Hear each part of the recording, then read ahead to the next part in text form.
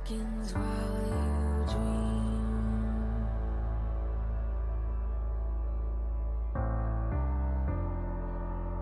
A life never lives in peace.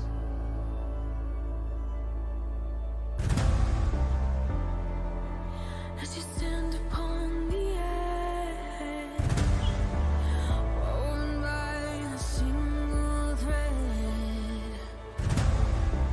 and fate may fall down upon you, while the devil is knocking right at your door.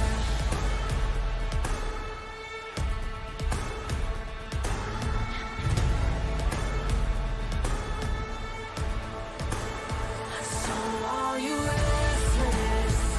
Each night you hear the drums roar.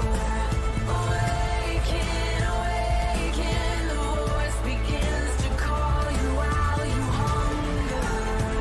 A taste of destiny you're searching for. Awaken, awaken, the fight is at your door. Take up the cause.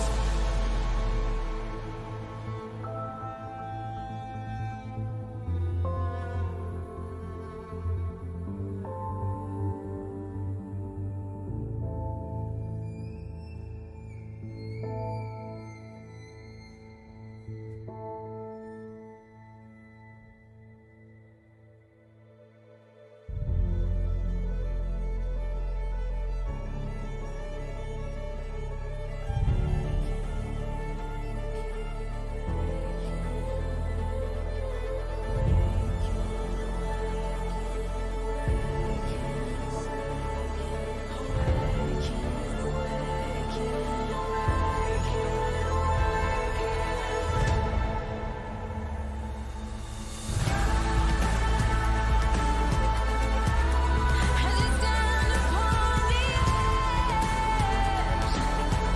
laying in the balance, and a flame may fall down upon you, while the devil is knocking. So are you restless? Each night you hear the drums roar. Awaken, awaken, the voice begins to call you while you hunger. Taste of destiny you're searching for. Awaken, awaken, awaken.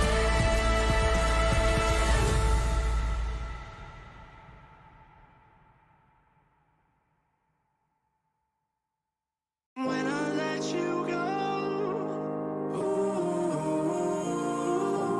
let's just pull you closer. I can't understand where it came from, but you got it, I got it. It began in the land of the sandstorm. I fought it, though I wanted everything to do with what you give to me.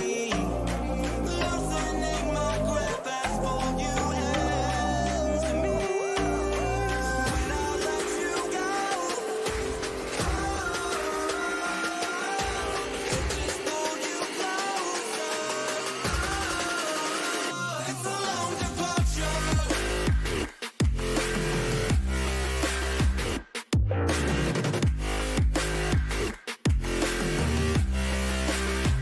It's a long departure.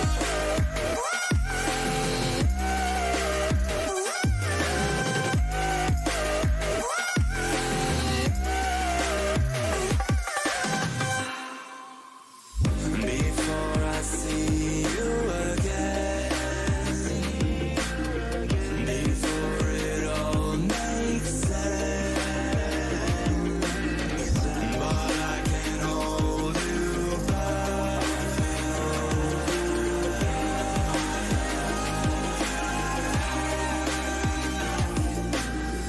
And I still don't understand where it came from, but you're back in with the passion. I'm awake with the flame in a hailstorm. I'm back in, I gotta have it. Everything to do with what you give to me. Loosening my grip as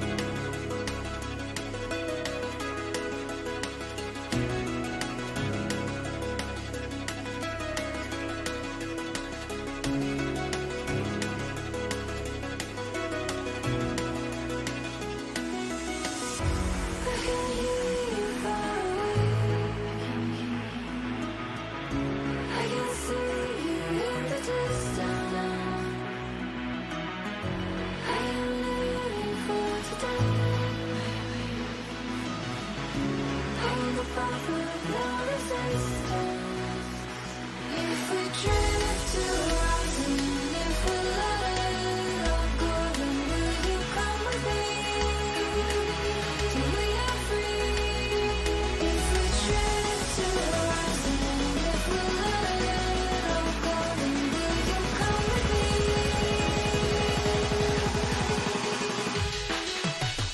I'm gonna make you smile. I'm gonna make you cry.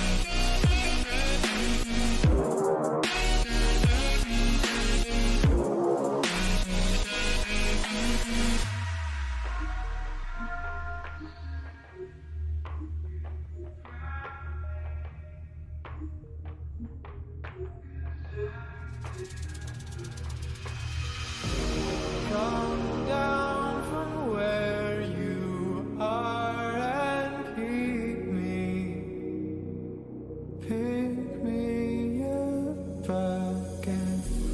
Obsidian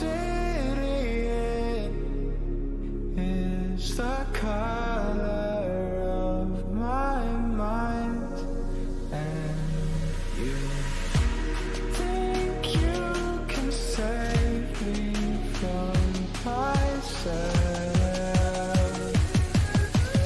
Everything I touch, I grow.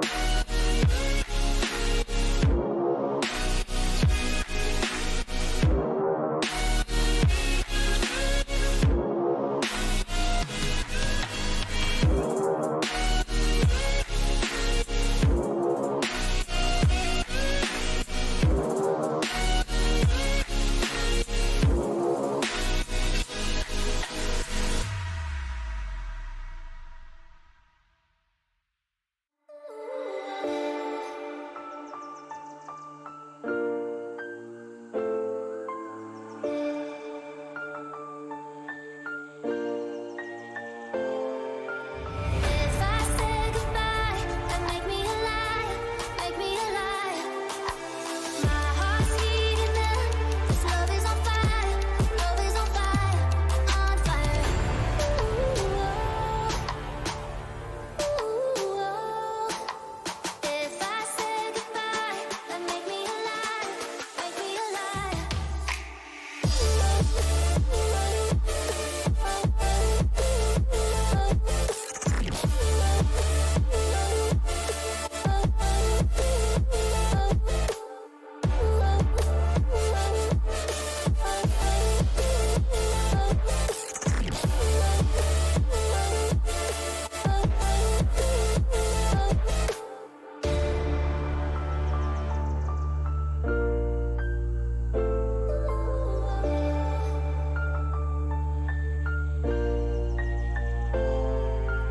If I say goodbye, then make me alive, make me alive. My heart's beating up, this love is on fire, love is on fire, on fire. Ooh, if I say goodbye, then make me alive, make me alive.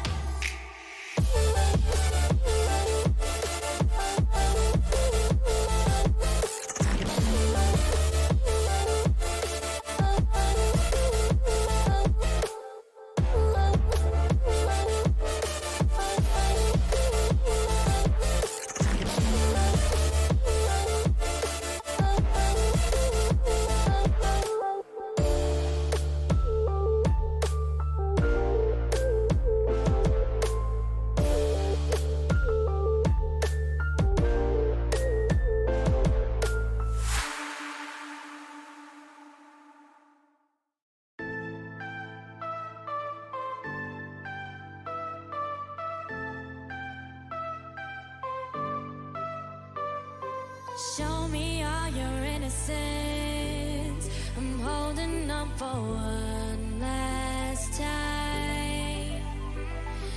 We seem so much better than I just left for far too long. I couldn't hold you close. I couldn't let you go. Welcome back, everybody, to day number 2 of the Challengers Elite Community. I'll be joined by Enigma for all of today's games here in Europe. Andy, we have a great couple of games on our hands today. Of course, everything has changed. The landscape has changed in its entirety ahead of Stage 4. We've got a ton of new teams. I wasn't actually here for day 1, Andy. I wasn't there to join you. I felt really sad about it, but I'm here now, and we can all be happy about it. We can indeed. It's a pleasure to have you back, of course, one of the main men of European challenges. But you did miss a really good day yesterday, and a lot of surprises on the cards too. Lost Pepes, the team that we're going to go into first, coming out on top twice, and it was a 3-1 initially against War, which looked good enough, winning all 3 respawns, but then they come out and 3-0'd Hot Tub Meta. So all of a sudden, this unsuspected qualifier looks really, really good. Yeah, for sure, right? I mean, Hot Tub Meta, that's a great new squad coming in. We'll discuss that. I don't think we're getting a cast over them today. I think they might be making an appearance on the official stream over at youtube.com /COD challenges. But for us here, we're not going to get to see them today. But Los Pepes, they are the team that has impressed us so far, starting off 2-0 with some wins against War and as Hot Tub Meta, as you've already said. So we'll keep an eye on that team as we do go into today, because we do actually get to cast Los Pepes straight off the bat here, Andy. They're going to go up against Mavericks Gaming Club in the first match of the day. It will indeed, and obviously this Mavericks side having to make a change of their own. Last time had Yako, he moved over to War, and they themselves, another mostly Spanish side. I'm not sure if they're all Spanish, but mostly at least. And I love the fact that we've got this scenario where we've got multiple regions just fighting at the top end of Call of Duty in the European scene so much, and it just shows the kind of talent that we truly possess over here. Mavericks, by the way, so far, both games have gone to Game 5. They beat the Originals 3-2 whilst losing to August 3-2. So a team that can very much so take it the distance and seemingly have plenty of experience in seeing out a result or two as well. Yeah, for sure, right? And I think the big thing here for Mavericks is, of course, they make a change coming into this season. It wasn't their choice. I will add that much. Yako kind of abandoned ship for Team War, and I guess later on today we'll get an answer as whether or not that was the correct move for him and for War generally. But now they've had to shift Vickle into the main line roster, and that creates a very interesting dynamic where now Vickle, he's reunited with his very short pal in Eric Boom, the tiny terrors of Europe, I think is actually a good apt description for them. So they're now back together, and of course Vickle is also a pretty good OBJ player, so interesting to see how he fits in with this lineup. And going forward, whether or not Mavericks will be able to stabilize. Of course, they did get that first loss versus August, who in themselves actually did make a roster change, right? Gizmo joining on to that team, Josh stepping away for the time being. So there's a few roster changes where teams will need to stabilize, but they do need to do it quickly, because already early on, you don't want to start going out the gate here. You don't want to lose all your games. You know, there's quite a lot on the line with these round robin matches. But without any further ado, let's take a look at our map set for this series then, to show you guys exactly how this is all going to go down. So we have Checkmate, Express, Garrison, Moscow, and Miami. No standoff just yet. I'm really sad about not having standoff. I think it's not a massive surprise yet. A lot of teams are going to need to practice and figure out the strategies. We can talk about it being one of those classic maps as much as we want, but a lot of the players who are here today will not have been playing it to that level back then. And I do believe there's a couple of issues with it as well in Hardpoint, unfortunately, around spawns. So yeah, no, I am looking forward to when it does eventually make its way into the rotation. But as it is for now, we've got a very varied map set here. Love to see it. It's not that 3 checkmate system or whatever we tend to see a lot, and you know, we're half asleep by the time we make middle of the series. But yeah, lots of different strategies here. You've got, you know, hard points, some of which are structured, Moscow. Even you've got something like a bit chaotic with checkmate, and just all around the board here, we're going to see some really, really interesting stuff come out of both sets of sides. Yeah, for sure. It's going to be really interesting to see sort of how Mavericks are able to play this series. Of course, as we've already said, right, they went Game 5s of August, Game 5 with Originals. But just, you know, stepping back a little bit here with Mavericks, obviously they have just made this roster change. They've brought Vickle in face of Yako. Again, not a change that I think Mavericks would have really wanted if they had any say in the matter. But last season, you know, throwing it back to stage 3, they had a brilliant debut. The season so far for Mavericks has been tumultuous at best. You know, they failed to qualify for stage 1, they failed to qualify for stage 2, despite the fact that they were, I think, heavy favorites to do so, or at least fringe favorites to do so in both cases. They get their 3rd time lucky, and they have a good go at things as well, right, Andy? 3rd place. Yeah, no, I mean, that's no mean feat. The 3rd best team in amateur Call of Duty at this level, truly punching. I think it was fair to say what would have been expected to be above weight, but now it's a case of can you replicate it or go even better yet? Can you show that you deserve to be there, or was it a blip? Was it just a hot streak? Because every team goes through hot streaks. For example, Los Pepes, they've got that exact thing to prove here now. Are they just in a really good purple patch, or do they actually have the quality to belong here? A lot of these players tend to be stuck in that top 32 to top 12, 16 nightmare gauntlet bracket system. And this is their opportunity to say, yeah, we're just being screwed over by that. We're actually good enough to be a part of this conversation. Yeah, for sure. Mavericks with the change. That is what I am interesting to see here is this Mavericks roster is, they've made this change. Yes, it wasn't really their choice to do so. I'm interested to see, can they play as well as they did in stage 3? Because actually, if you look at their placements over the last few weeks and such, right, stage 3 has been their standout placement by far and away. It's, I would even go as far to say it is an anomaly to how well they have placed in other tournaments so far. And especially with the roster change, it's going to be interesting to see sort of where they do finish up at the end of the round robin stage with all is said and done. But on the flip side of that, we have this Los Pepes roster that kind of come in here as the dark horse team of the season. We always get one. Last season around, it was Amelia Strays. And of course, we know how that ended. It was a Cinderella story for those guys where they ended up getting first. They ended up winning the whole damn thing. And on this roster, we've got Fusion, Torres, Traudy, and Abuser. A really interesting mix of players. I would never have thrown these players together ever, to be honest with you. It's kind of like they've come from all corners of the earth. But for whatever reason, it seems to be working so far. It does, and there was a lot to impress yesterday, actually. They showed some really good mentality. They had really good setups, whether that be in defensive for hard points or interesting ways of breaking down opposition defensive strategies. They also were really patient when it came to S&D. They were clever. They made good mid-map adjustments. Whether that's something that this group have just come together and had the chemistry to make, or whether they're really just putting in extra time behind the scenes, we don't know. But whatever it is, it's really paying off, and their maturity is just seeing them through some really tight situations. We know how it can be at this level. It's settled by the finest margins sometimes, and when you've got your heads calm, screwed onto your shoulders, you're not headless chickens flying around the map, then you've got a fair chance at doing some upsets. Yeah, for sure. And obviously they already have done. I mean, I don't know if technically their victory versus War is an upset yet. There's a lot of mitigating factors, such as the fact that War have just come off a roster change of their own. Obviously, technically speaking, entangled with Mavericks in said roster change. And then obviously, this hot tub meta team, which is a beautiful name, by the way, Defrag, thank you for that. This hot tub meta team is still relatively fresh as a roster. So they're still going to be kind of figuring things out, honeymoon period aside. So Los Pepes, I actually feel this is going to be their first challenge in the Mavericks. And I say first real challenge. Obviously, you can kind of make excuses if you're the other teams that they've beaten so far. But for Mavericks, they don't really have many excuses, to be honest. I mean, Vickle, he's played with these guys a lot before, like a lot. He's really good friends with these guys. He's also happens to be really talented. Actually, I think he's one of the more underrated SMG players we have here in European challenges.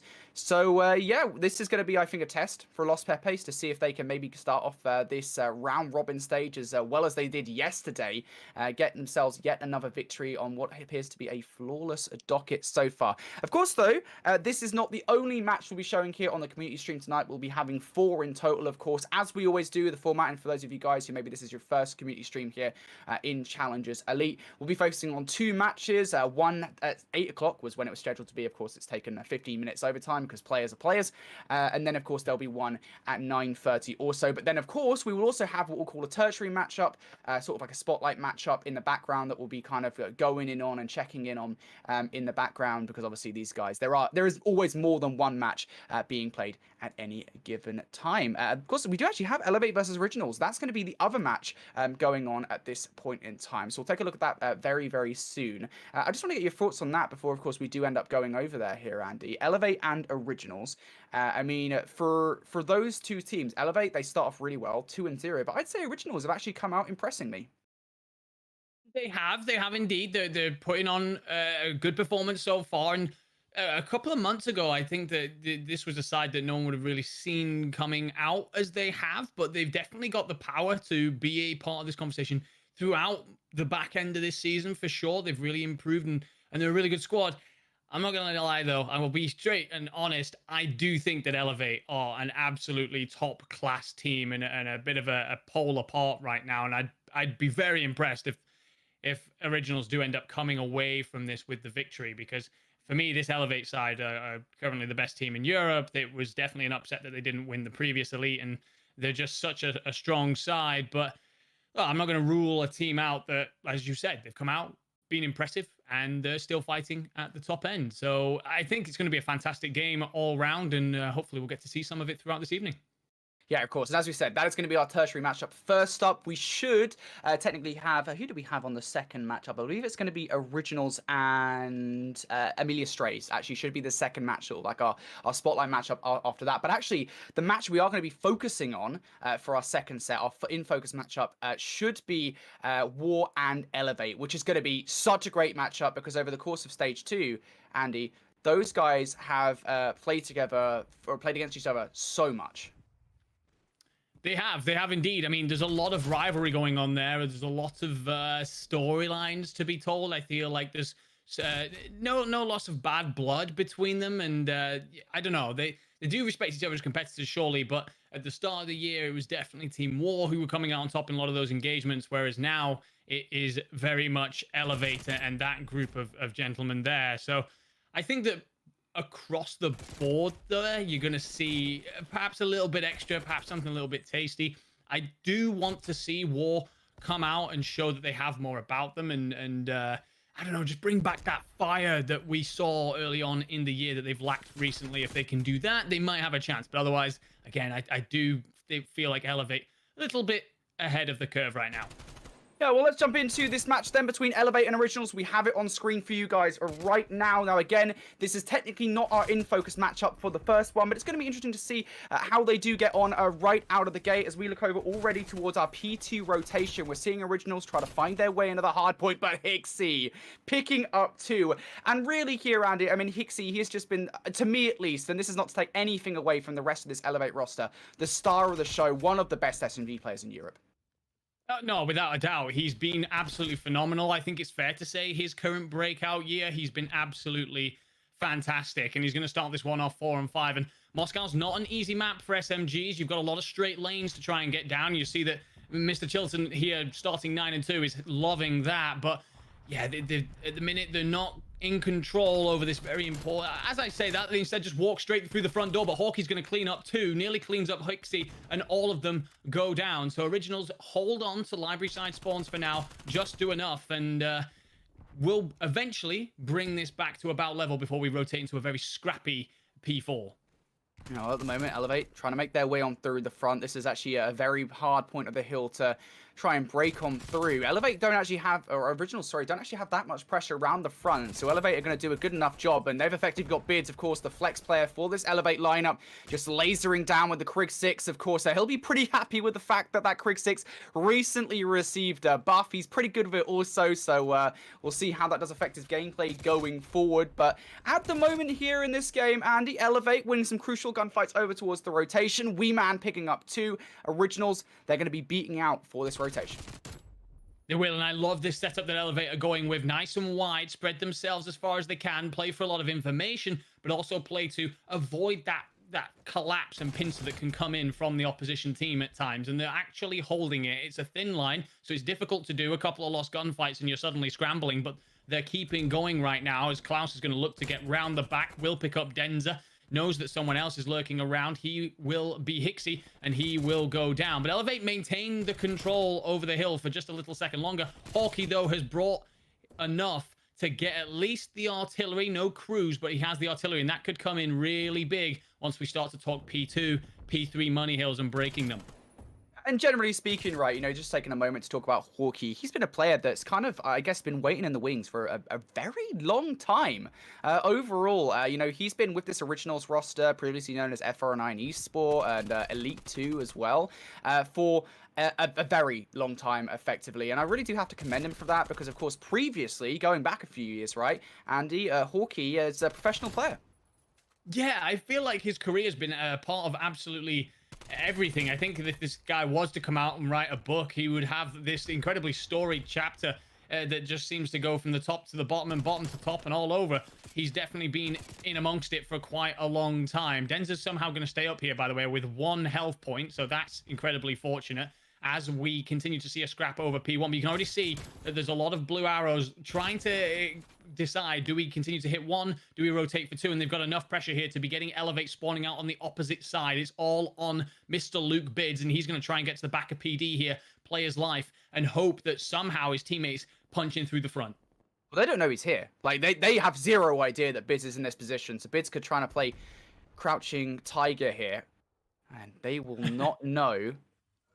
I think Weeman's just going to wait for Bids to make the first move. But maybe not. There you go. Bids and Weeman, they collapse at the exact same time. Of course, it's going to be Bids who falls, but damage done at that point, realistically. The spawns have now flipped, and Elevate will be spawning in the backline. Originals not giving this one up just yet. Rafi wants a slice of the pie over towards the street. Unfortunately, doesn't open his mouth for it and will chuckle that mouthful.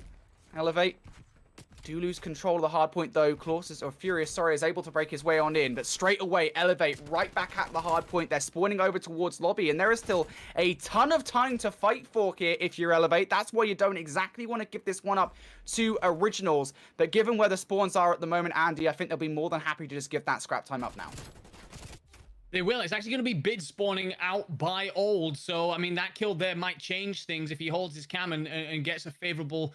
He does indeed. He gets a favorable spawn in, so actually the kill ends up being a bad thing for Originals, if anything. But this is a question now. Do we start to see those streaks invested? Do we see them call them in and try and disrupt what is a difficult hill to break, as Weeman picks up an important one in the back? And they're a long way out, Originals. They're a long way from managing to get anything sort of set up. And here we go then. We will indeed see those streaks invested, and that's not what you want to see, as Bids gets the first.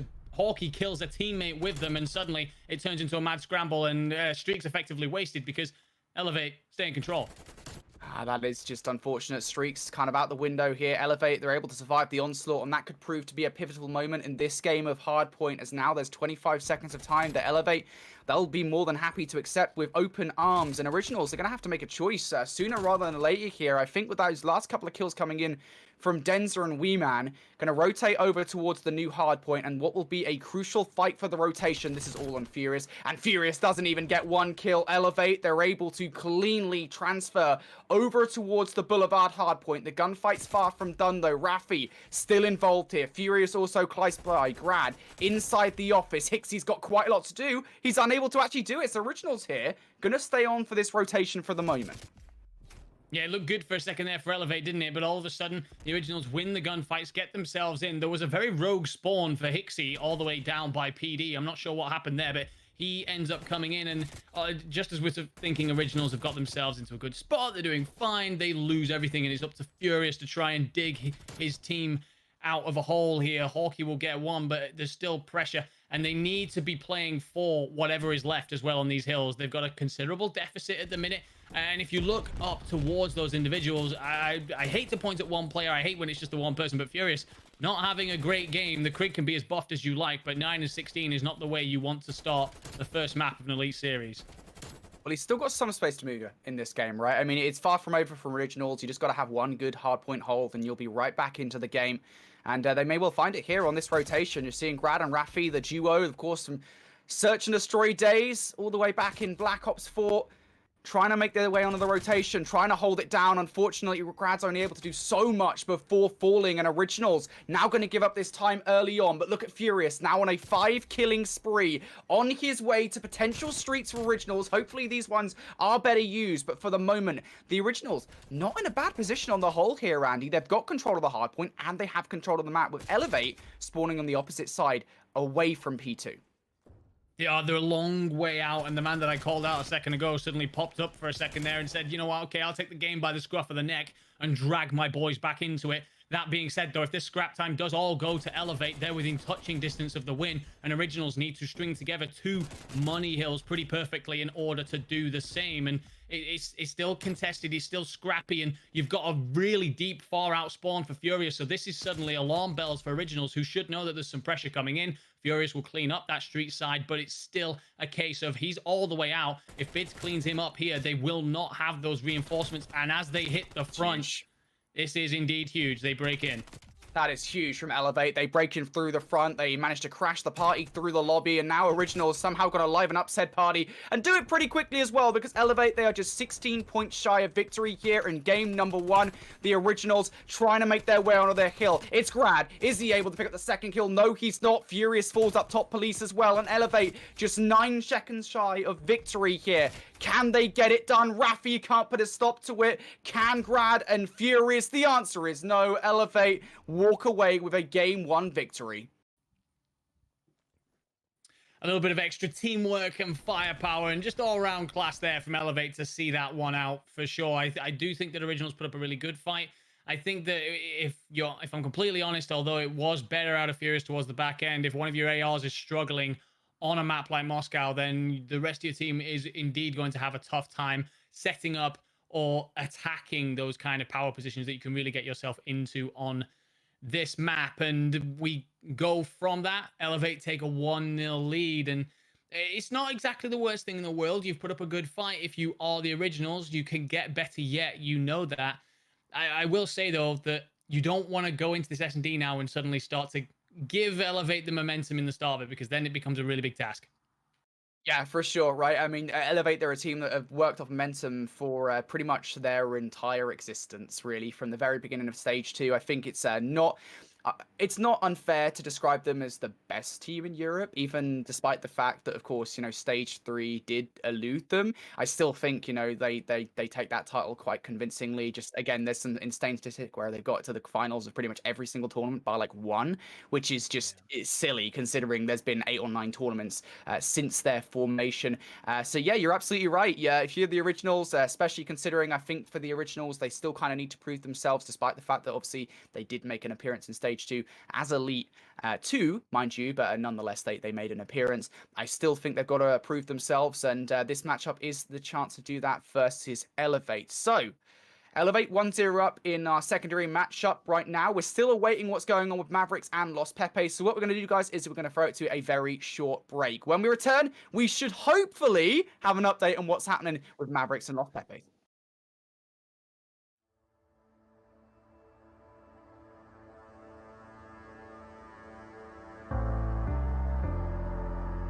The night beckons while you dream.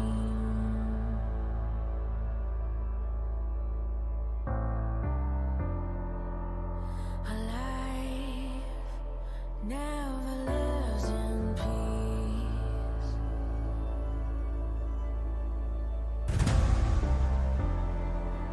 As you stand upon the edge,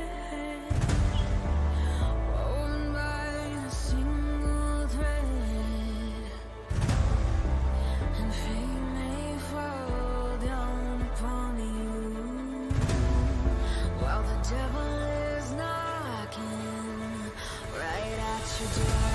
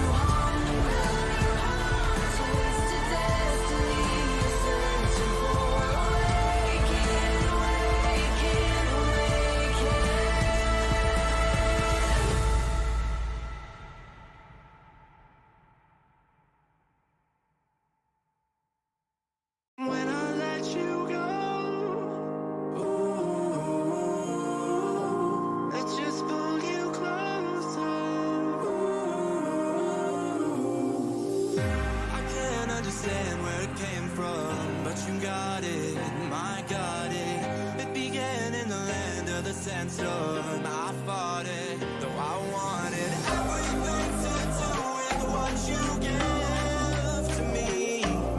Loosening my grip as pulled you into me. When I let you go, it just pulled you closer. It's a long departure.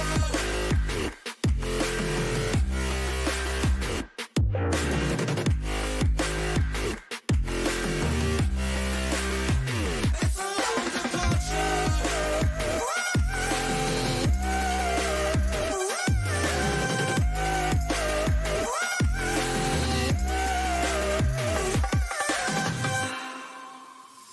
Before I see you again, before it all makes sense, but I can't hold you back.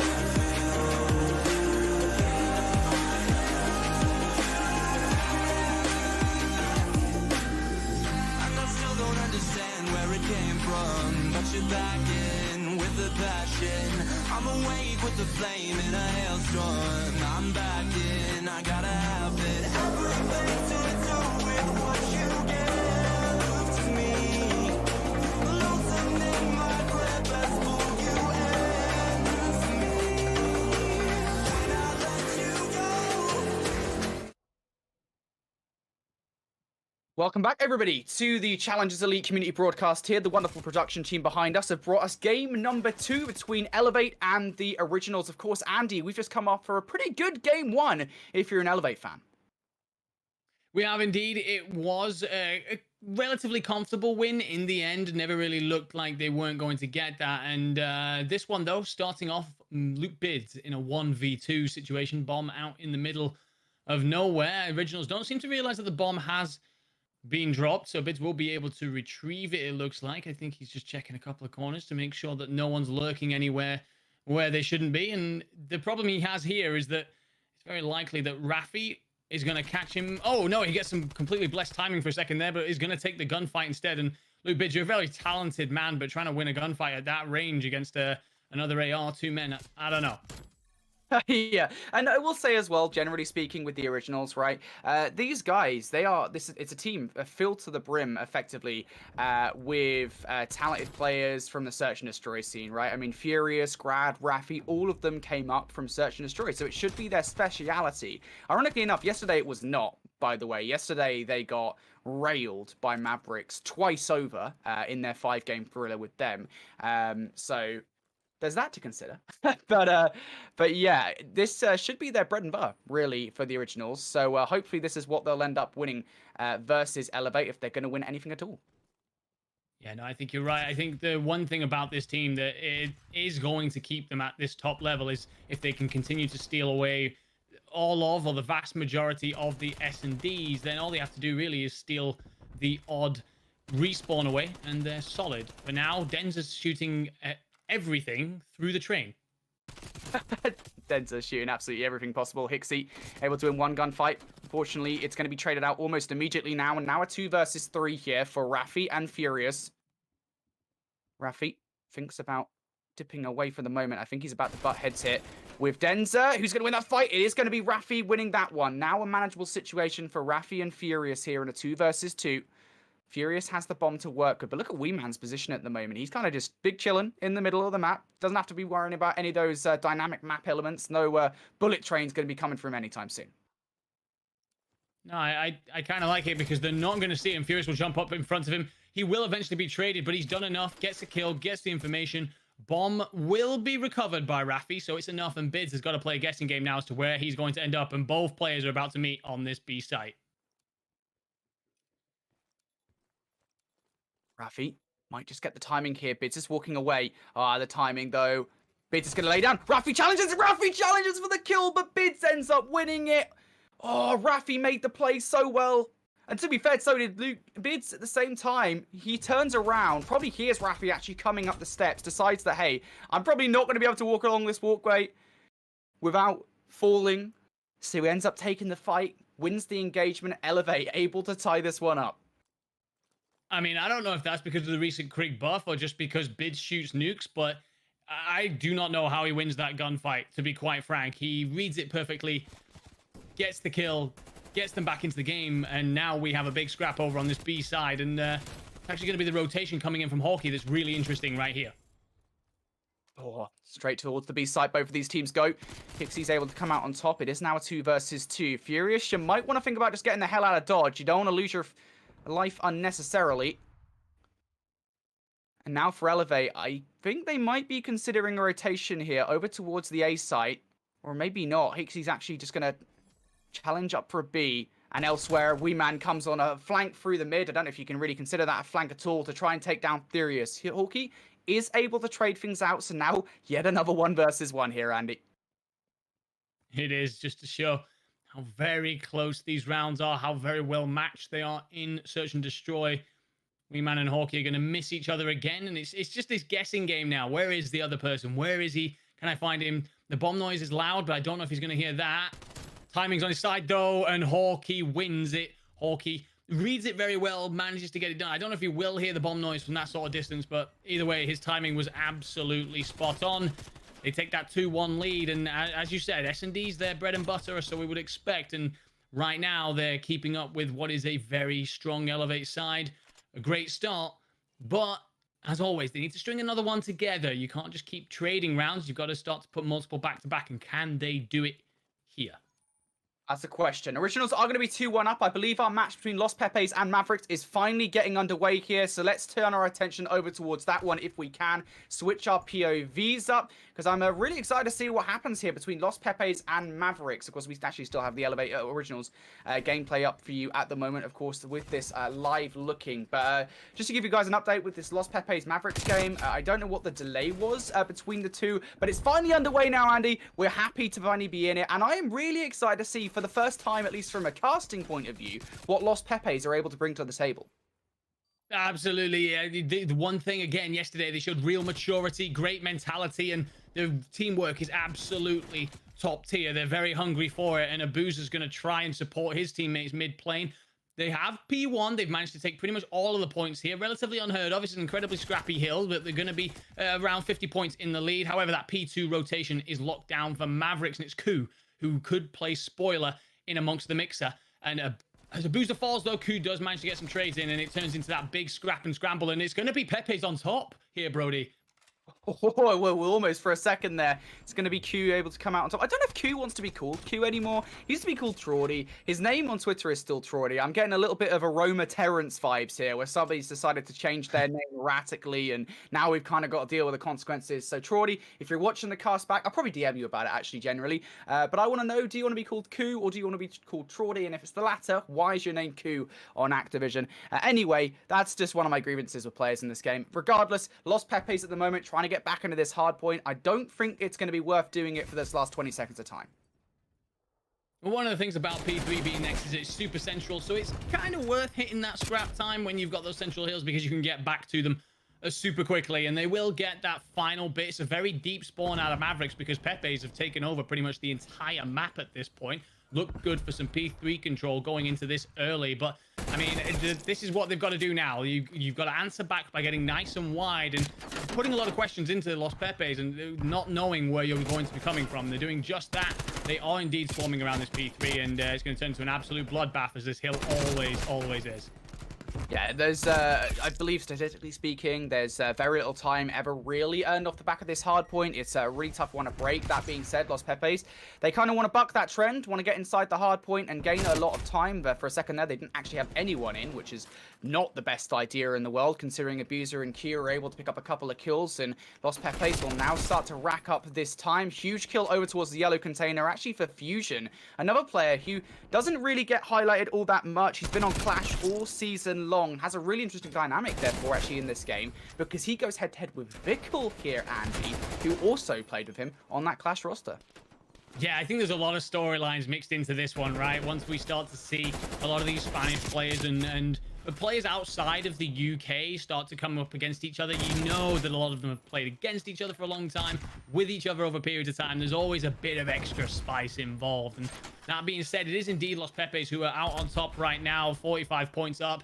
They're Coup 12-7, Fusion's 10-6, so it's a great start out of them, but this is a marathon, not a sprint. And Mavericks looking to get themselves back into it with the northern container hill, and they are set up well to rotate nicely into 5 as Fickle picks up an important kill on the flank.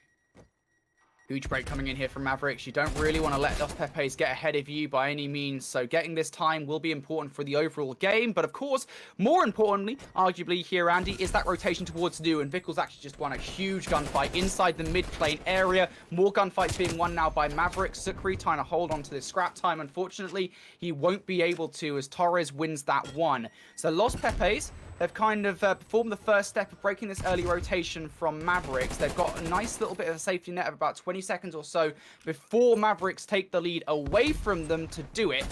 So now it's going to be about making these kills, getting in from behind. Q and Abuser, though, able to pick up 2. And Torres with number 3. Super now just on the hard point. He's got a little bit of work to do. Can he survive? The answer is no. The kill feed is red.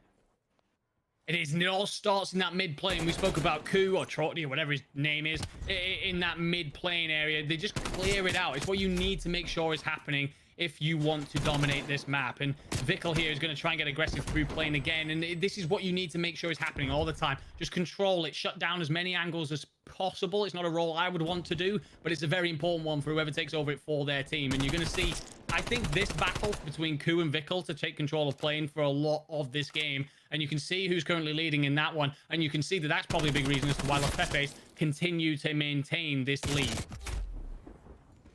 Yeah, Los Pepes, it's a very small lead. I will say that much, right? I mean, 30 points is effectively nothing on a map such as Checkmate Hardpoint. It's very easy to chain together a few kills if you maintain the spawns correctly. And this is a pretty good wave of kills from Mavericks right out the gate here on P1. They're able to get 3 kills back to back. Los Pepes will be sent right back to spawn. We saw a bit of a rogue spawn coming in here, actually from Abuser. He will get shut down. That's going to be huge for Mavericks in terms of that inevitable rotation. But inside the hard point, Fusion wants a piece of the action. He's able to come in and pick up 2. Vickle, he's going to get taken down. Fusion somehow picks up 3 in a row. It will give Los Pepes the opportunity to get this scrap time. And if you're Mavericks, albeit, yeah, you don't want to let them have it, but don't go too heavy on this. You never know when one of those rogue spawns is not going to go your way. Yeah, absolutely. Don't get too aggressive here. Speak about Fusion for a second there. He has no right to win the second gunfight, let alone the third. What a ridiculous play by him. Torres will get this gunfight won and force it this little bit of scrap time his team's way. But I love this from Mavericks. It's not as deep as usual. It's nice and pushed forward. It's confident. And as long as they do win a couple of gunfights, which they have started off, then this should be good to keep Pepes away for a minute. The problem is a lot of that pressure is down towards the south side of the map. And what could happen here is if Fusion and the rest of the boys do manage to get through the northern side, you've got just one man in the hill, but it's enough. Mavericks coming out on top in the gunfights, and the lead is going to change hands. Maybe it won't. Okay, ignore me, because for a second here, we are completely tied. Yeah, completely tied at the moment. This game could not be closer. And this is a Mavericks roster, mind you, that have been together for a pretty long time. Obviously, you know, minus the roster change of Yakko leaving the roster and Vickle joining up. This is incredible for this effectively really new Los Pepes roster to break in and do as well as they are right now. Massive 2-piece, massive 3-piece for Vickle. Hello. Over towards that scrap time. Vickle, of course, nobody talks about him anywhere near enough. The newest addition to this Mavericks lineup. He has had an incredible debut on this roster. Yeah, he has indeed. And you spoke about it, how he's that underrated glue objective kind of player. And those kind of players can get away with the odd poor KD-wise performance. But I tell you what, when your objective player is putting up 3 pieces like that in and around the hill, he's having a fantastic game. Nearly a minute on the clock as well, by the way. He's going to pick up another one in northern containers and just continues to get wide and cause so many questions for this Los Pepes side. He's having a fantastic game. And all that steam that Los Pepes seem to have at the start, now leaning Mavericks' way. And this turns into another scrappy situation. Vickle is still going here, Brody. Falls at 5. No streaks earned. Yeah, that's good for Los Pepes to actually stop those streaks before they could even really get started for Mavericks. Of course, they're currently in the lead by about 30 points or so. So You don't want to let this game get out of hand, certainly not at this stage of the game anyway, as Los Pepes will be looking to break this rotation from Mavericks. They've got a couple of players over towards the crate area. Vickle was over there. Unfortunately, he's no longer not. So Mavericks don't have as much pressure as they otherwise did. And they are over here now for some early time. This will be a crucial moment in the game for Los Pepes. They kind of need to break this early on. If not, they will be in trouble. They will, and it's going to go the way of Mavericks. Again, they come out on top in a scrap. Again, it is Los Pepes who are going to have to send another hit, but for some reason, they've spawned down towards the noon. So if they can, never mind. Vickle's just going to clean them all up. This man is absolutely frying. I swear it was like 18 and 20 a second ago. He feels it all of a sudden. The one shining moment here for Los Pepes is that they have the wood rotation. A boozer spawned on the opposite side of the map because things are just everywhere right now. And as chaotic as this map is, it is the ARs, I feel, on Los Pepes who just aren't doing enough, aren't able to either get into those power positions and set up because they're not getting the protection, or they're just not winning their gunfights. And right now, the Mavericks side, you look at Eric Boom, you look at Vickle, they're having a blast. Mavericks at the moment, they've managed to find the difference in this game. You talk about the performances coming out of players on this roster. You know, Vickle again. This is one of his debut performances with the Mavericks side, so wants to continue that greatness going forward in this matchup. They just need to find the nail in the coffin for this game number one to start this series. Super with a huge two-piece to make his way over towards this P5 hardpoint. Torres doesn't seem to be done just yet. The gunfight's far from over between Mavericks and Los Pepes as the latter roster spawning in the back line. That's 3 kills there for Los Pepes. They're in the hardpoint for the last 25 seconds of time, and Mavericks, I think sooner rather than later, will be focusing their efforts once again now on the rotation. They will, and actually Los Pepes have been really good at this P1. This P1 is typically super scrappy, but I think if we were to draw up a map of like all the different points earned per hill, I think Los Pepes are doing well here, so they seem to understand it. And for me, it's watching plays like Coup. Do they manage to get round and cause some kind of flank situation that doesn't allow the other team to get set up? He's going to fly in. Eric Boom will cut him down. Eric Boom wins 2, and this is surely their curtains. Yeah, it may well be. I mean, Los Pepes, you got to get in the hill one last time. They're going to go for it. Last chance saloon for these guys, and unfortunately for them, it's going to be Sukri over here. And actually, to be fair, they've managed to get the kills together. Mavericks just 2 points shy of victory. Unfortunately, will be pushed out of the hard point. So Los Pepes, you said they were good at this P1, Andy. Let's find out how good they can be. They need to soak up effectively every single second, and then afterwards, go for that rotation towards new. This is a huge ask out of anybody. It is. It's an absolutely massive ask because, as you said, it's so close now for Mavericks that Pepes can't run off this hill. They can't get into a setup or an attempt to break a P2 setup, because if they move away for a second, whoever's lingering around can just step on it, and this has turned into a nightmare for Pepes. They cannot get forward. It's all left onto Fusion to try and make something happen. They will all fall.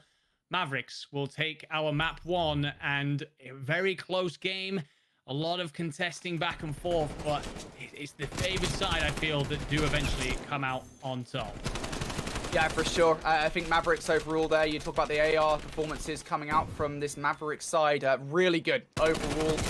Managed to get it done in the end. And to be fair, I think, until about 60% of the way through the game, that was a very close hardpoint map between these two rosters. And I kind of spoke it up a little bit that for Los Pepes, for a roster that is still relatively new as a foursome, you know, they've done pretty well, I would say, for that map 1, even if they aren't able to get it done in the end. So Mavericks coming out on top in map number 1. Los Pepes close to victory, but unfortunately it is not to be. And yeah, we talked about the AR performances at map number 1 from Mavericks. Pretty good. Pretty good indeed. I think that they just managed to suppress the other side so much more. There was a period of time there at the start of the game where you could see that Pepes were moving quite freely, especially controlling that mid plane that is so important. And the thing is, whereas Mavericks were able to bully that back out of Los Pepes' hands, Los Pepes never really managed to do it to Mavericks. They just couldn't unsettle them at any point. And once that momentum got building, you saw that Mavericks were quite comfortable, really. The scoreline is nice and close towards the end. It looks a lot more contested than it probably was, but I'd say the first 50% or 60%, as you said, of that map, super close. After that, it was very much a chasing game, and you know, Mavericks were happy to just let them have the rest of P1 because they could take the winning on P2. Yeah, for sure. Well, let's take a look at our map set for this series then to show you guys how the remainder of this one will play out, of course, because map number 1 is going the way of this Maverick side, and we can bring our map set up for you guys. We can't see it right now, so we don't know if you can see it. But yeah, really excited to see how the remainder of this series does go down. There it is. It's going to be Express, Search and Destroy. We're going back to Black Ops 2, which I feel like at this point, the whole game's Black Ops 2, really. We've got Express, we've got Raid, we've got Standoff coming in eventually, by the way, guys. If anyone wants to chuck a standoff in, I'll be more than excited to get it there. But we're going back to Black Ops 2 for Express, Search and Destroy. I mean, how are we feeling about this one? I mean, is it really back to Black Ops 2? I know the map's there, Yes, but Andy, the game it is is. so It is. different. I know what you Don't want. fight me I on know this. what the fans want, but there's so many different angles nowadays. A totally different play style, and it's so much quicker. It's so much more punishing than it ever was. And I think that Express is still a great map, though. You've got this very even attack defense setup. It's very much a map that allows multiple different play styles. You can get nitty gritty if you like to get in the mixer as an SMG. You can set up for a long range fight if you prefer to go for your first bloods as an AR. And there's all sorts of post plant situations. So it's a great map. It's one that we will indeed get to enjoy. The question mark for me around Pepes is they looked really good in their respawns yesterday. They did come undone in the S&D. So I just wonder if losing that early respawn does lead into a very difficult situation in the S&D. Because obviously if you go 2-0 down, it's a very much backs against the wall scenario. Well, I mean, Los Pepes, right? I mean, they seem to have found some momentum so far in this stage of Challengers Elite. They got a 3-1 victory versus War, 3-0 victory versus Hot Tub Meta. So clearly something has gone right in the past. But like I said, before we even got into this series, Andy, I kind of felt like this would be the match that would challenge them the most, of course. I mean, for whatever reason, I know that Los Pepes isn't a whole Spanish roster, but for whatever reason, Spanish teams, when they go head-to-head with one another, they play completely different to when they play non-Spanish. I don't get it. I literally don't. And to be fair, I think War and Mavericks would probably say as such. They play completely different to one another than how they do compared to everybody else. So I kind of felt like this would be Los Pepes' first real challenge, and it has proven to be so far because they're now 1-0 down. And now we go into the Search and Destroy. And if Mavericks Search and Destroy was anything to go by yesterday versus Originals, where they effectively slapped them up a few times over, I'm pretty confident as a Mavericks fan. Yeah, and I think that is the worry if I was instead on the Los Pepes side, because as you said, Mavericks undid an Originals side that is known for being very good at Search and Destroy. And I think that the question marks start to creep in there and are only compounded by the first map loss. So yeah, this is a tough one, but I will say again that this map suits a lot of different play styles. I do think you're right about that little bit of extra that seems to come out between these European non-UK sides. That I guess it's again around those storylines, right? They've all played against each other for years. They've played with each other for years. Some of that might be bad blood. Some of that might just be friendships. But whatever it is, it's always that bit of extra spice that they bring into the lobby. Makes for great viewing for the rest of us and some great casting over that Call of Duty. Yeah, I'm really excited to see how the remainder of the series does play out, of course. For both of these teams, it's going to be an important match, I think, early on. For Mavericks, of course, they've taken a loss. Game 5 versus August. I don't think that's a loss that they would have wanted. I felt like that's probably a match that, in their heads, they thought they should have won. For Los Pepes, more importantly, again, they kind of want to maintain that flawless run that they've made so far. They're channeling their inner Emilia Strays here with this run so far. 2-0 start for them. Obviously, it's still early doors here. In Challengers Elite Stage 4. But, don't want to get ahead of ourselves, but Los Pepes have proven to be a force so far. So we'll see how they do get on going forward. They will want to win this match again to continue that flawless spree. Our game number 2 in this series is ready to get underway. Now, just to give you guys an update as to what happened in our other match, our spotlight matchup going on right now between Elevate and the Originals. Elevate actually did end up winning a game 2 round 11 versus them to go up 2-0 in the series. So again, we'll be giving you guys updates on that as and when it does continue. But for now, let's have a look into the Search and Destroy. You can see nice and early, wow, that we are off to an absolute bloodbath at the start. Both teams want a piece of this, a little bit of extra spice there. And Pepe's out on top, and I know we missed the very start of that round, but that must have been over in about 30 flat. What was that? It's just classic, isn't it? This is Express. Not that I complain, because I absolutely love Express. But yeah, this is just classic Express, really, where teams kind of butt heads on a bomb site, and it goes very quickly, I think is the best way to describe it. And on that particular occasion, it was Los Pepes who were able to come out on top. We'll see if the situation or the strategy changes as we go into the search and destroy here. Again, yesterday, this map, pretty successful versus the originals for Mavericks. They got a 6-2 victory here.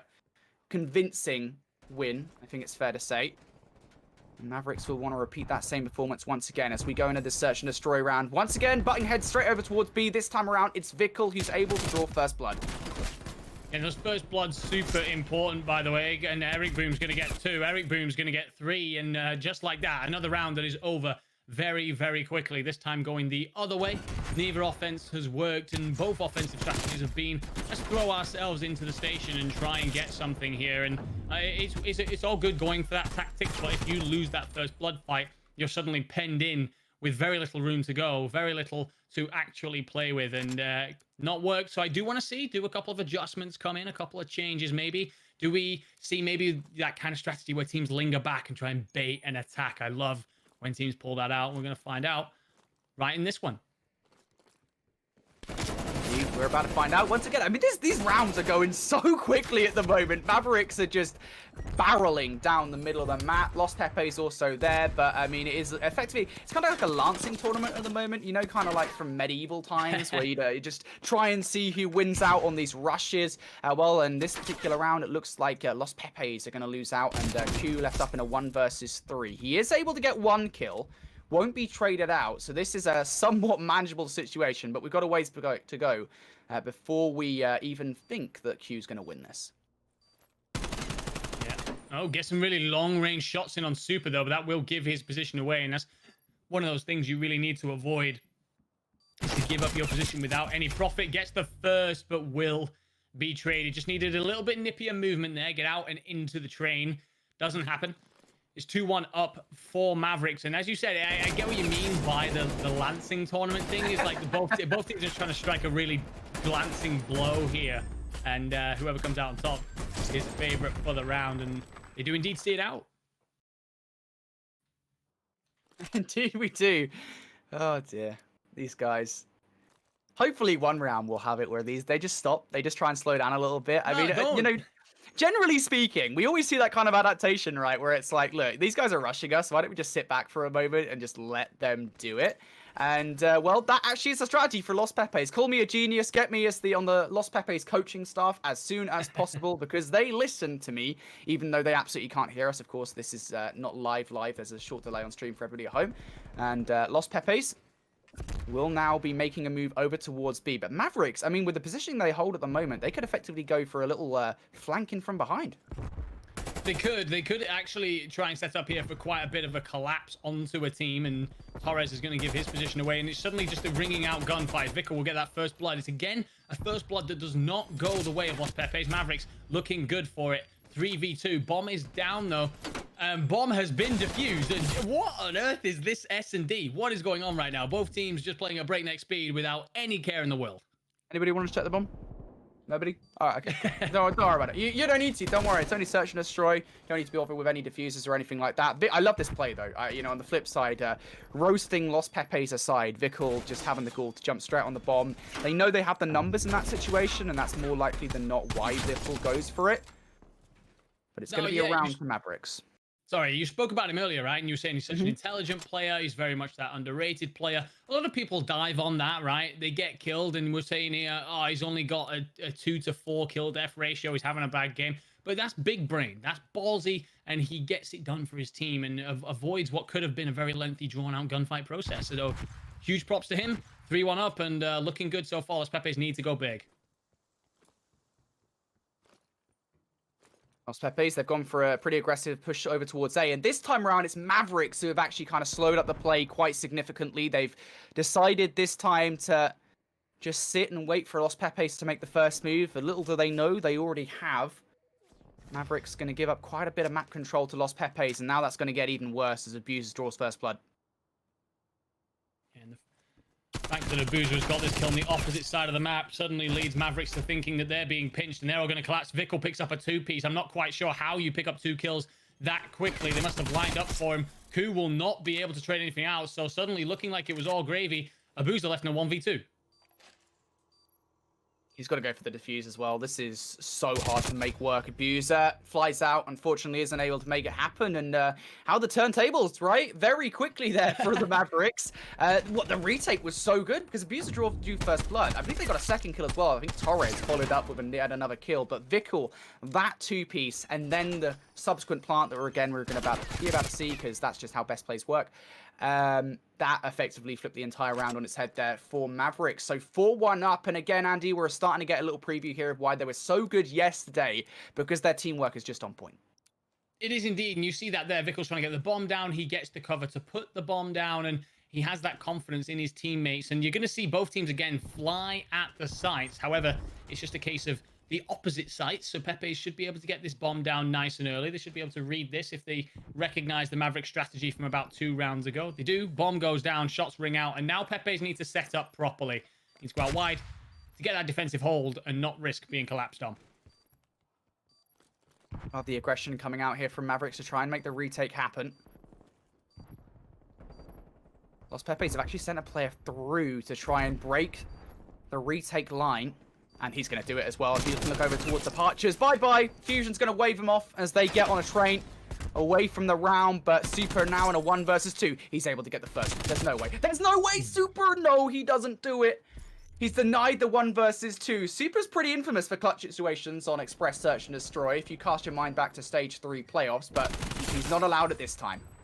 No, and I know that we don't get to see it exactly the same as it happens on the player screens, but for a second there, it looked like Super had Ku dead to rights, and surely a gunfight that he had no right to win. So that was incredibly close. Ku was just 1 bullet away from falling there, and that would have been 5-1. That would basically have been the game over, because Pepe still have to draw another 2 back-to-back in order to bring this one level, and both teams going in for this big B hit, Brody. I'll let you have it from here. Also, Pepe's going to go straight for the fight. They kind of need to win this round realistically. They don't want to let Mavericks find themselves on game point. There's been a couple of trades straight away. So now in a 2 versus 3 here. Again, in favor of Mavericks. They should be able to get this bomb down. Nice read from Sukri to make the call that Fusion's going to come on the flank. Doesn't really know it's exactly Fusion, but knew it was somebody. And now the question is, do they know where Torres is? I think regardless of the matter, Torres has to make a move sooner or later. And there it is. The move is made. Unfortunately, not much you can realistically do there in that 1 versus 3. No, really difficult situation for him.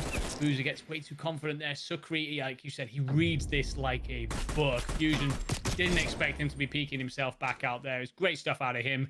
Definitely the difference maker. And it's that individual bit of quality right now that is seeing Mavericks through in what is very tight scenarios. There's 1 or 2 rounds that definitely could have gone Pepe's way here and made this a much, much closer game. But as it stands, it's 5-2, match point to Mavericks. And we said it before, Pepe's falling 2-0 behind would be a very, very difficult task for the rest of the series. And they're going to play that passive setup again. They're just going to wait. They clearly have practiced this, but so far, not really baiting Mavericks in.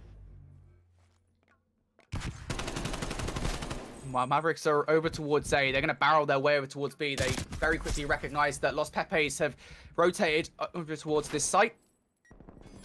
Now it's about trying to keep your life intact. Unfortunately for Q, it doesn't happen. Now it's just Fusion and a 1 versus 3. Eric Booms sniffed him out, and Mavericks are able to get it done. 6-2. They love these 6-2 scorelines. They won 2 Search and Destroys yesterday versus Originals with this exact scoreline. And once again, it happens here as Mavericks 2-0 up in the series now, Andy.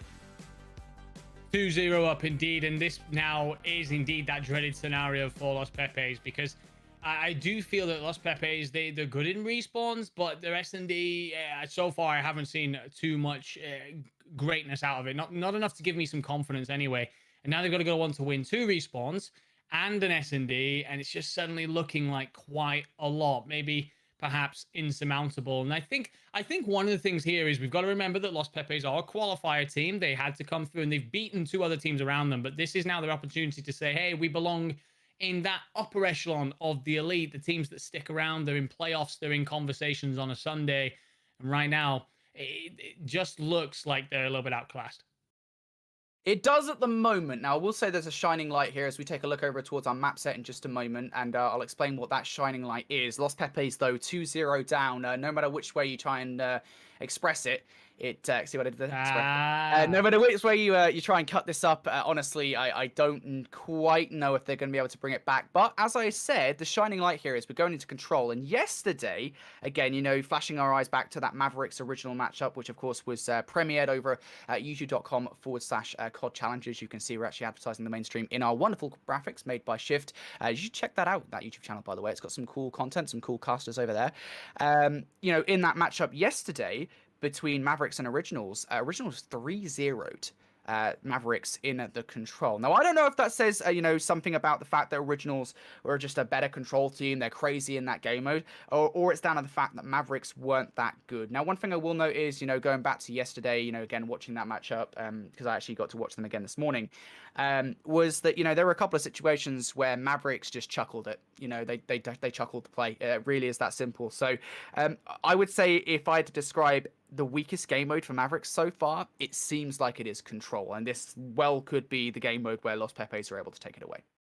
It could indeed, not just for the negatives of Mavericks. Los Pepes looked very good yesterday in their control, clutched up in big moments when they needed to, made smart plays when they needed to. And the one thing is that their SMGs really enjoyed getting involved in the mixer. And we have Garrison Control, a map where if your SMGs like getting involved in the mixer, you can have a very, very good time. They utilized a lot of the different angles, the ups, the downs, and all sorts of different lanes. It is a map that collapses relatively into one lane, not the best designed, if I'm completely honest, but it is indeed a map that allows those SMGs to express themselves a bit more. And so I really do want to see Coup and Fusion, get themselves involved in that.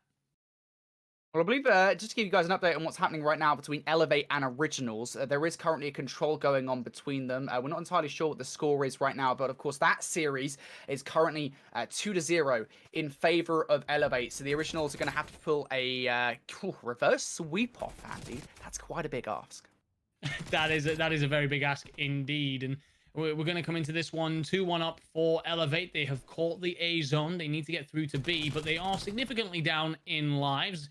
Originals are not going to make it easy for them. They're a very good team. They're going to remind them of that, as much as this series in general has been difficult. I love this spot. I just don't know if I would take it with an SMG in hand. Oh, never mind. He beams Hixie, but will eventually fall to Wee Man. So we're going to see this backside trades here, and it's important for one team to control in particular. But the thing for me here with Elevate is that they're a bit they're a bit singular in their attack. I'm struggling over my words a little bit there, but I want to see a bit more creativity in this break. Yeah, omnidirectional's the right word, right? That is the right word to describe. It's been a long day, Brody. It's been a long day. Yeah, I feel that, dude. You know, I've had about 8 hours sleep over the last couple of days, so I definitely do feel that. But at the moment, Elevate looking to try and put the closer on this game. They have control of the point for the moment. Rafi loses control of the map over towards bedroom, so this now needs to be a clutch moment for a Wee Man over here on the point. Can he get it done? He's able to get one kill. He is currently the only player on this point stopping the clock, and well, no. No is the answer. They ain't doing anything. Elevate will be forced into a round 5 here versus the Originals. And that's going to make that map very interesting. We'll keep you guys updated on what happens with the conclusion of that matchup. Right now, though, it's our feature matchup. We've got it ready to go in just a second. Mavericks taking on Los Pepes. And what could be the final map in this series here, Andy? Because it's now going to be Mavericks 2-0 up. It will indeed be Mavericks 2-0 up. And we spoke about it before. Mavericks perhaps not the best showing recently when it comes to control. Pepes looked pretty good yesterday, and Abuza gets a ridiculously huge sticky there. 2 kills as Mavericks tried to throw in that special A push that causes all the questions for so many teams. He shuts it down brilliantly, and I spoke about it beforehand. The SMGs wanting to get involved, and Coup is right up close and personal. Super will not answer back enough because he will fall. Top green control is in the hands of Abuza again, who has put 3 back-to-back, and you're down to your last 20 seconds. This is a big ask for Mavericks to pull some out of the bag. It is very possible still, but they've got to make it happen now. Yeah, effectively now 15 seconds on the clock, really, for Mavericks to do something here. I don't know if they're going to be able to touch the point. I think their best efforts will probably be Sukri over towards B. He's facing down both Q and Fusion. And to be fair, they are stopping the clock with this contest. They need to get Torres off the point now.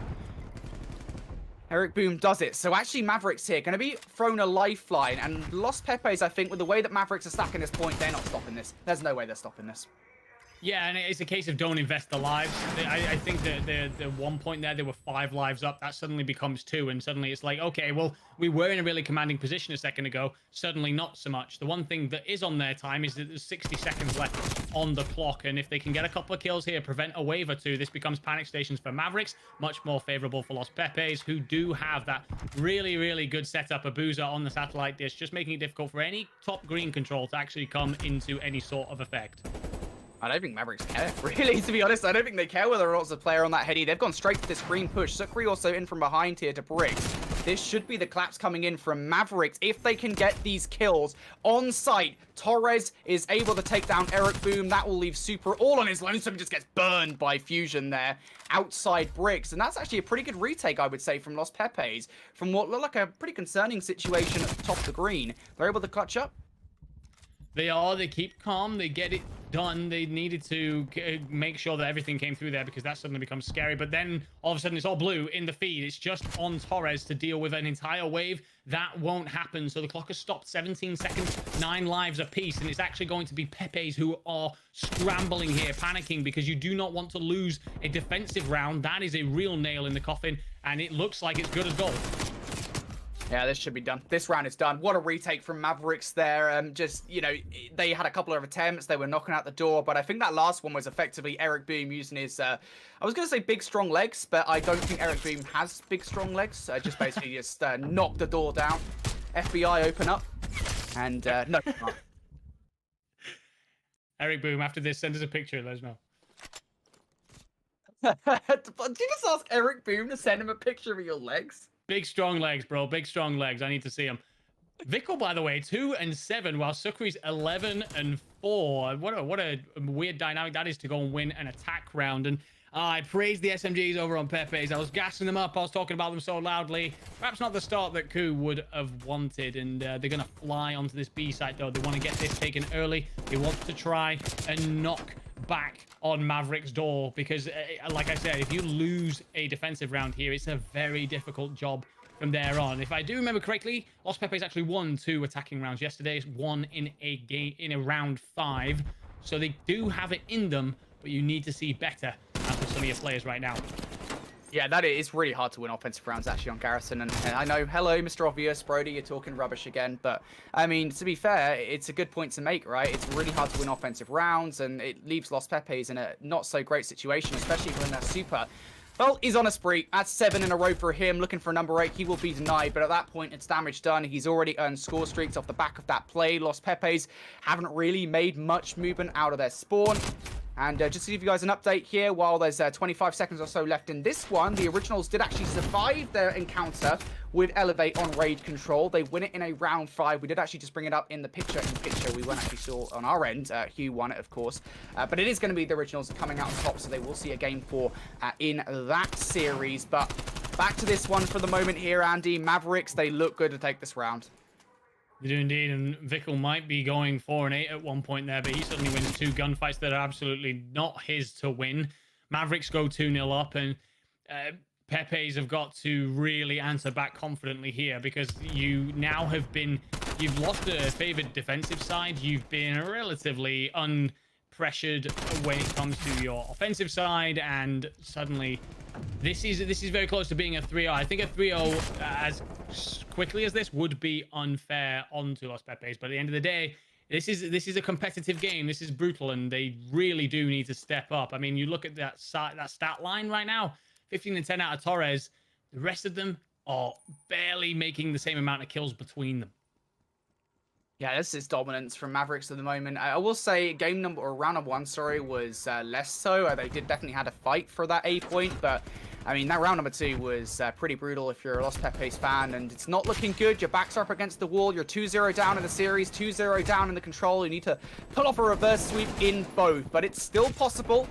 Not over till the fat lady sings. We'll see whether or not Los Pepes have one of those on their team, as right now, they do manage to get control of the B point. Unfortunately, Sukri does take himself out of the situation with a self-nade. He does indeed. I mean, if you want to try and give a bit of a shine light there to Pepes, that's maybe it. Fusion's going to try and just stick around for a little bit. We'll cut down Suckery as well, so he's forcing some super deep spawns, but his team have lost control of the map over on that B side, and you are going to... I'm not sure what's going on with Super there, if that was just a weird visual glitch that we were getting. If he's stuck. Is he... Okay, no, he's not. He was just jogging on the spot for some reason.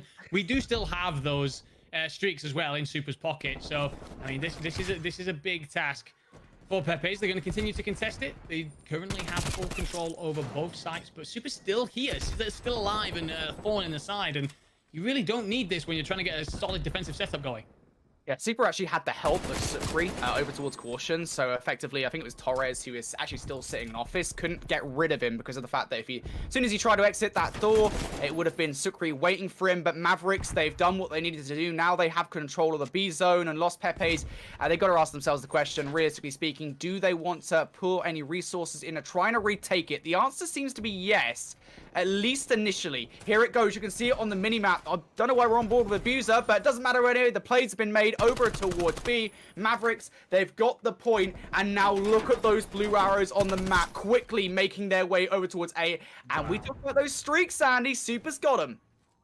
He does indeed, but he might not even need to invest them here. He's pushed out into Brick. It's going to let his teammates fly up and catch up, and Super's going to get one, nearly gets the second. Eric Boom's going to clean everything up, and this is a really quick one. They were so aggressive in getting across the map before, and the Lost Pepe side are already leaving the lobby, and they've had a great start to the Elite.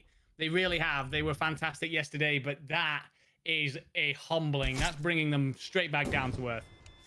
Well, that's a pretty good showing, I think, overall there from Mavericks. And yeah, for Lost Pepes, a little bit of a disappointing debut into day number 2 here. Of course, day 1 was sunshine and rainbows. Unfortunately, they've walked out into a very rainy season with day number 2 as they get 3-0'd by Mavericks, a team which placed 3rd last stage. So clearly Mavericks still have it despite the roster change being forced upon them. And yeah, Mavericks are, you know, as far as I'm concerned, you know, that's a first date, first impressions from Mavericks. They've shown up to the date with us here on the casting desk, and they've impressed me. I'm ready for a second date. Me too. I mean, one of the things that I love to watch about them is their insanely quick work and team ethic. Like they just, like we saw it there, they take over that site and then they just transition immediately. They're all over each other. They've got each other's angles. There was no hesitation. There was no let's try and set this up. They just play like they go to the death, and I just love to watch them play that way. It reminds me of old school War, the side that we keep saying that we miss. But Mavericks, good entertainment, got that 3rd place last time out, and they bring the quality with it as well. And no, great team right now. Yeah, I need like a fan favorite Spanish roster in my life. Yeah. That's what I need. And War, yeah. I think have kind of fell out of favor in challenges. They've got quite a lot to prove at the moment, generally speaking. So hey, I'm welcoming Mavericks in open arms. I want to see this Mavericks roster do well. Just I guess for the passionate Spanish scene. I know that the Spanish fans are out there. They support their teams in this scene, and they'll be very thankful for this Mavericks roster, who now exist and are doing pretty well, it would seem, in challenges Elite. And now they are 2-1. Andy, yes, they had a slight slip up yesterday versus the new look August roster, but now that's in the rear view mirror. They're looking pretty good, and they'll be coming into their next matchup, of course, very soon. It should be scheduled for about 10 minutes or so. But for us here, we're not done just yet. I believe we're actually going to jump into map number 4 between Elevate and the Originals, just to give you guys a very quick recap of the series thus far. Elevate started 2-0 up. They won map number 1 and map number 2, I would argue, in pretty convincing fashion. But map number 3 was a close one, and the Originals managed to edge them out over there on Control. It did indeed, and this one looks like it's immediately gone the way of Originals, so trying to get some of that momentum together in order to try and take this as far as possible. So we'll get one, get traded out in the middle. You can see that P2 clearly went the way of Originals, that first money hill that you get here. Whilst 3, we do have a little bit of a setup trying to be put together by Elevate, but it's deep. They're only going to have one solid shot at holding this because Originals have not given them any breathing room, got up in their faces and said, okay, we're going to bring the gunfights to you, but the gunfights are not going to go their way. And all of a sudden, they will get that little bit of breathing room to get forward. Well, indeed we do. We're looking over towards Originals and Elevate now, and of course it's going to be Originals for the moment in the lead. Elevate need to be breaking in here with this hard point. It's going to be 4 kills in their favor. That's a nice wave of kills as well. And I think for the last 20 seconds here, that should kind of determine whether or not Originals will go once again to this hard point. They won't. They'll go for the rotation, and we'll see now whether or not they're able to break early on. We will, and you can see it's here. He reads this from Hawkeye. Won't get the kill though, but it's cleaned up, so that's fine. They too will be red in the feed, and this turns into that scrap for trash that is all about top green control. I mean, if you have that top side, you really should be able to keep the opponents at bay. But Weeman's just gonna, okay, I'll lie down then. I don't need to bother with you. I can just go and put myself here. He does eventually have to dip out as this bloodbath that goes on in mid eventually comes in for Elevate. But what is that spawn for Rafi? He's going to come in. He will get the kill. He's going to allow his team to be able to collapse. Bids deals with it quickly. He has the artillery. Will he manage to get himself the cruise? Because that could be very, very important. But, sir, that is a lot of grenades right at your feet. Denza also on artillery. By the way, I'm not sure if I'm seeing a visual glitch here, or do they just all have streaks? I don't know. I can't imagine they've all got streaks. Yeah, I was going to say, I'm pretty sure if we can bring the streaks up, of course, with our wonderful producer in sport, as the lovely man that he is, of course, we'll be able to... Because we actually have 2 producers, by the way. For everybody at home, we got a slick setup going on here. So, yes, there is 2 streaks. It's going to be Denver and Bids who have them. You're not going mad here, Andy. Yeah. Well, for a second there, I was like, I swear Elevate were behind a second ago. How have they managed to pull so many streaks together? But apparently the boys are just popping off. And they will indeed manage to assert this 30-point lead as we head into the final hill of the rotation. Weeman will lose that fight. Grad coming out with it, and Grad, with some slick movement, will pick up a second. So suddenly, it's the blue team, the Originals, that are going to take control. They've got top green control. They're managing to get themselves a bit of platform control as well. So looking quite good for at least the rest of it. But the problem is here is Weeman's just spawned in behind, and also the positioning for the next hill is in Elevate hands. Yeah, Elevate, they're already there for the rotation. I think that was a massive hill for Originals overall in this game. Elevate had managed to pull together 2 hard points back-to-back, so you do not want to let Elevate get some momentum in their favor. That was, I think, the problem with game number 1. But Elevate now making this rotation over towards the new hardpoint. Hixie going to be positioning for the rotation over towards new. You want to make sure that you stop the Originals from getting control. But Hixie's just going from player to player at the moment, winning pretty much every single gunfight. He will get shut down over towards platform. But Elevate, I mean, while all that's going on, off the back of Hixie's plays, have effectively maintained control of the hardpoint. Originals will get a player up over towards the contest spot. And now Hixie over here in this area cannot get that kill outside green, so we'll get shut down. And actually, this, to be fair to Originals, this is some pretty good pressure to stop Elevate from gaining this time. It is, and the one thing that I kind of like here out of Hixie was the fact that he's trying to get himself through top green. You can see him going for it again. He's got to be such a frustrating player to play against, because he's not only comfortable with his team dealing with P1, but he's now put the question to the Originals. Well, you guys have got to either rotate or give up the money hill. So I know which one you're going to do, and I'm happy to keep you busy over here. It does indeed come through that way. For some reason, everyone comes barreling out the door and doesn't check that one corner. Won't matter, because the kills are again to Elevate. And just when it looked like Originals might have the setup, they rotate to try and defend P2. Elevate barrel their way through the front door with some impressive gun skill.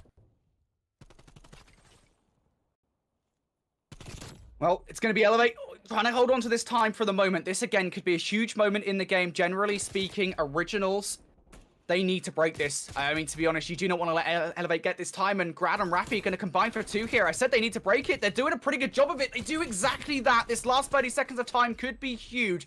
Elevate, I don't know realistically, now that they've been pushed out of the hard point, if they want to keep on going towards this hill, it could be a futile effort, because we know how important rotations can be on this map. And Elevate, I think, making the right decision here just to get the hell out of dodge. Yes, she gave up some crucial time here, but I think this next rotation will arguably be more crucial. Well, and I've got to tip my hat to Originals managing to constantly break in. It's not necessarily the first wave, but it's at least by the second that they do indeed get in.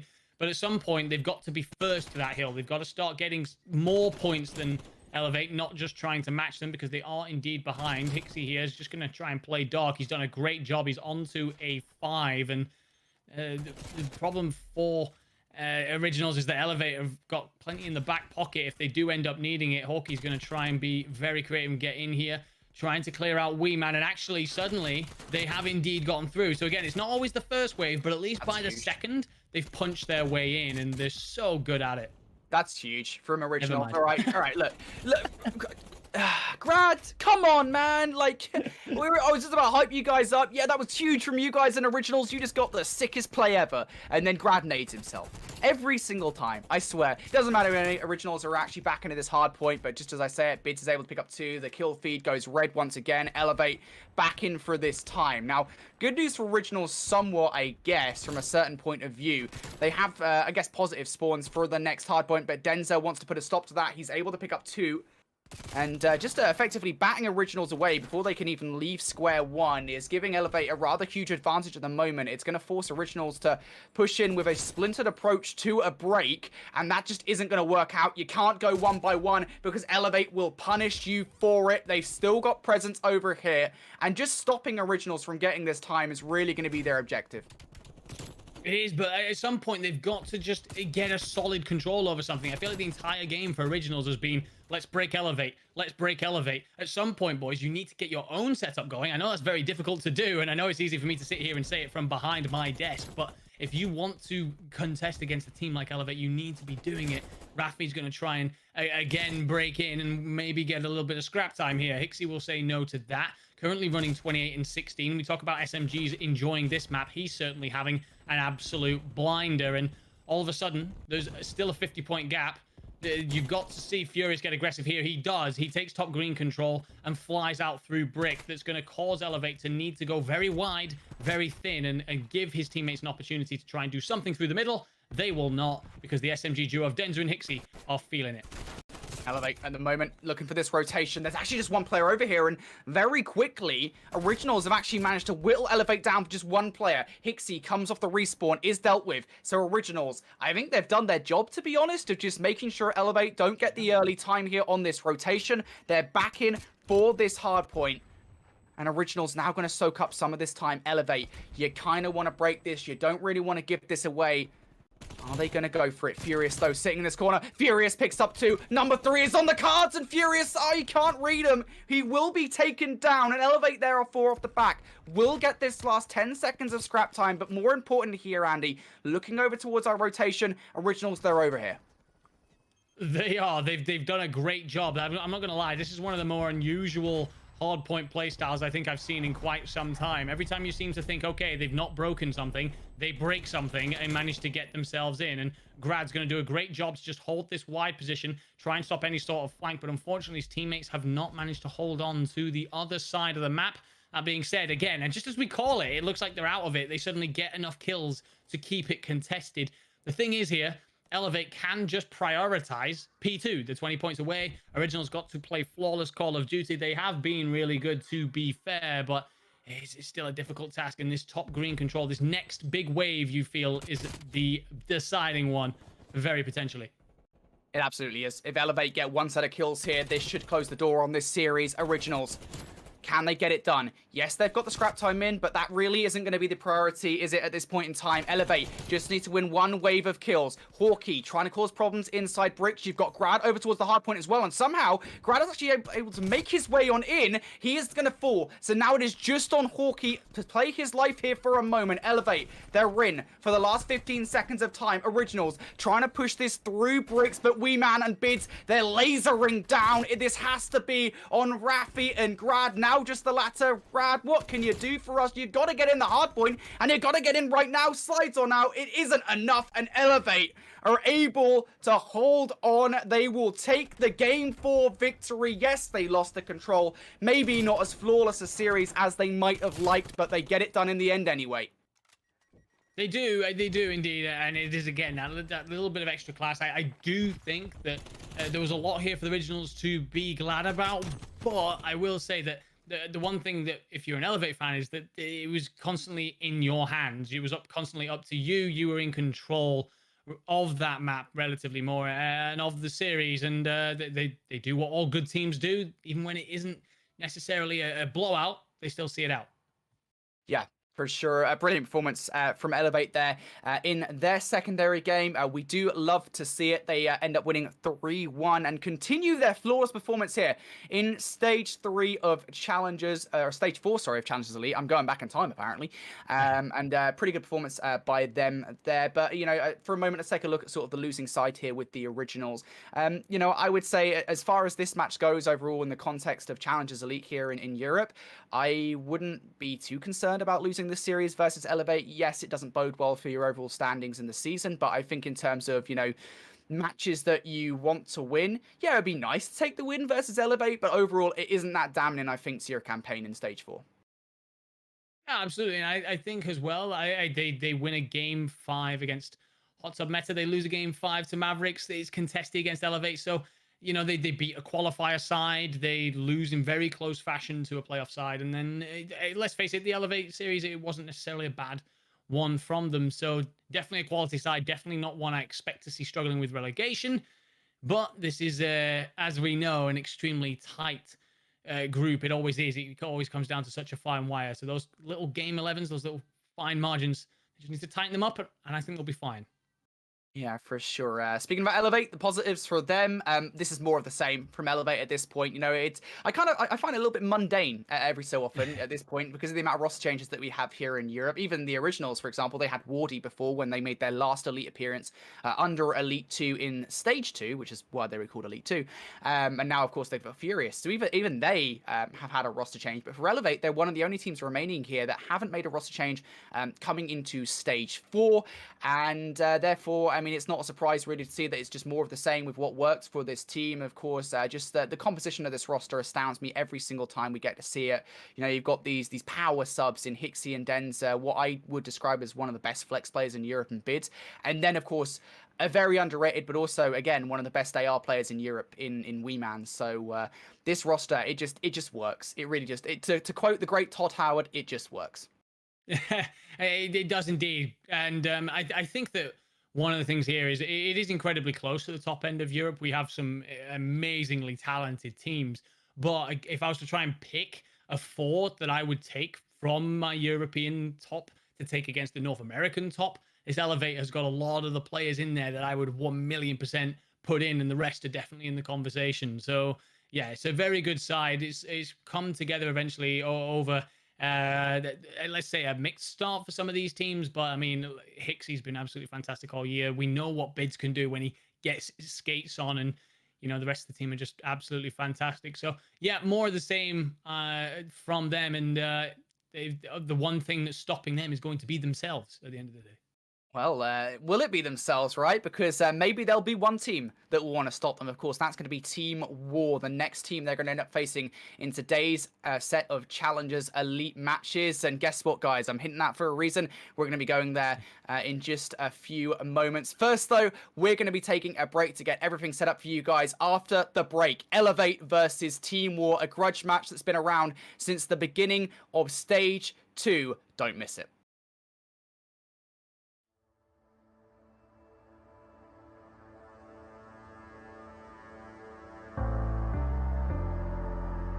The night beckons while you dream.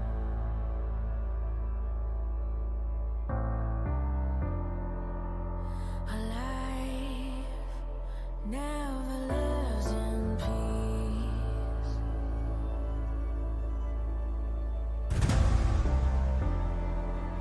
As you stand upon the edge,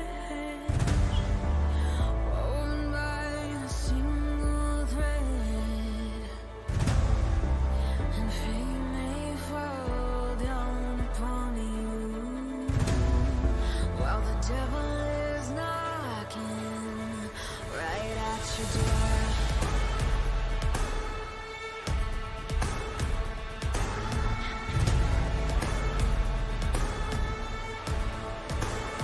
So are you restless? Each night you hear the drums roar. Awaken, awaken, the voice begins to call you out. You hunger, a taste of destiny, you're searching for. Awaken.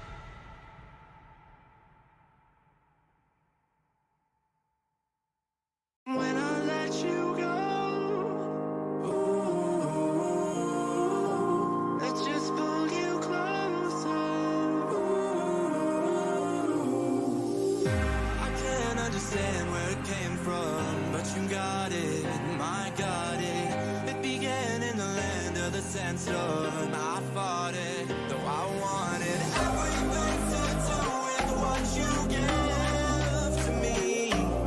Loosening my grip as for you into me. When I let you go,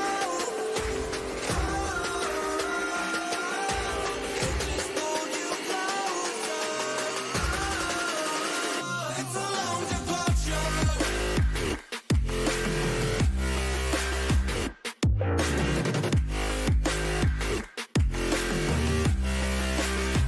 It's a long departure.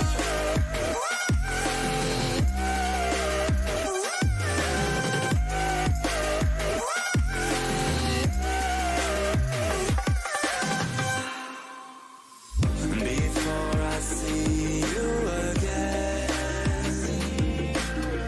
before it all makes sense,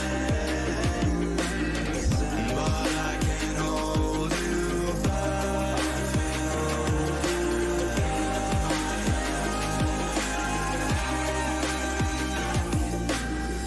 And I still don't understand where it came from, but you're back in with the passion.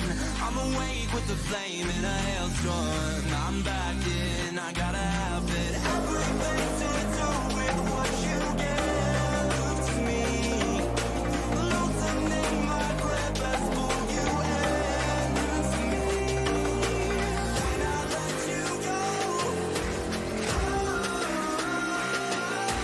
it just pulled you closer. It's a long departure.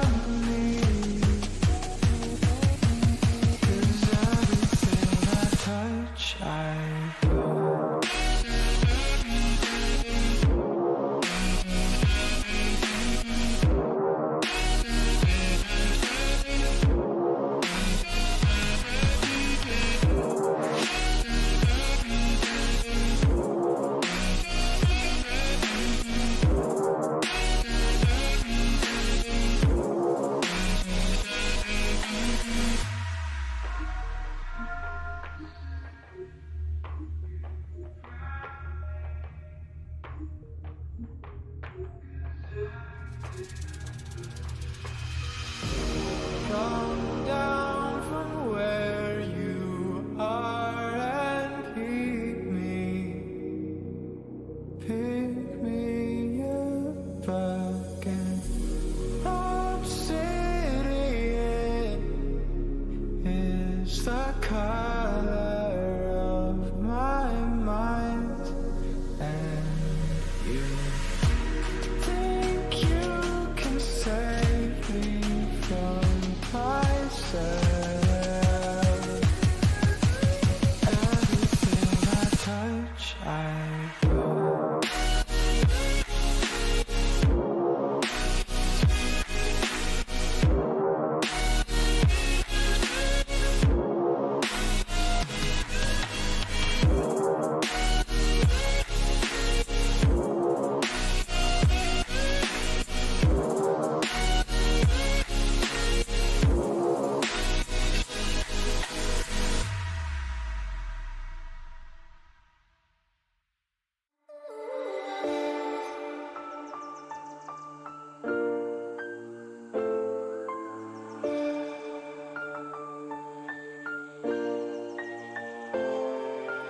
If I say goodbye, then make me alive, make me alive.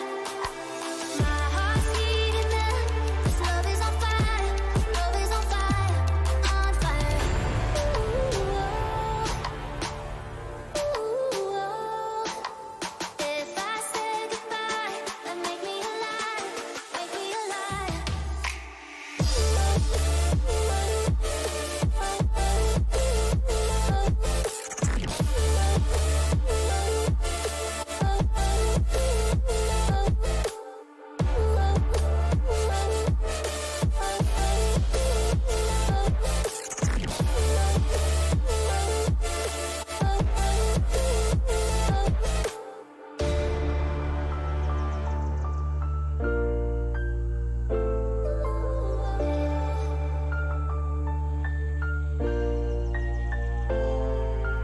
If I say goodbye, then make me alive, make me alive. My heart's beating up, this love is on fire, love is on fire, on fire. Ooh, if I say goodbye, then make me alive, make me alive.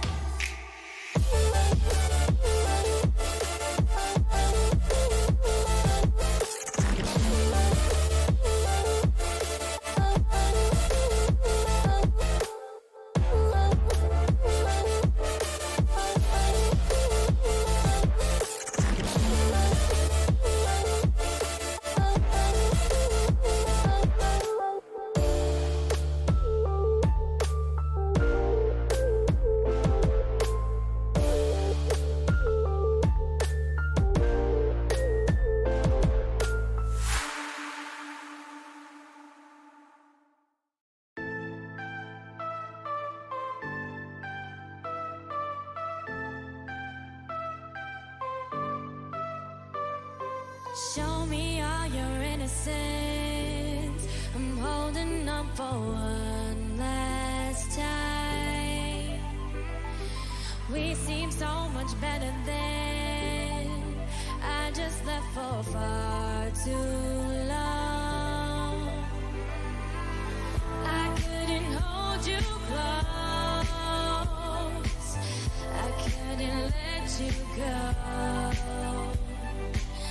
Was hot as hell back home, but when you go, it's frozen down to 40 below.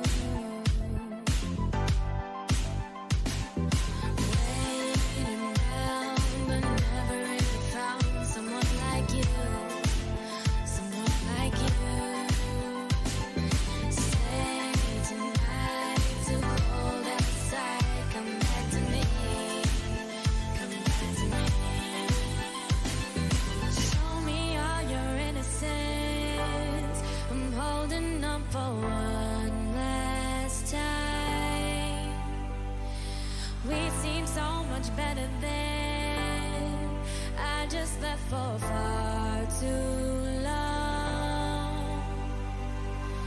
I couldn't hold you close, I couldn't let you go.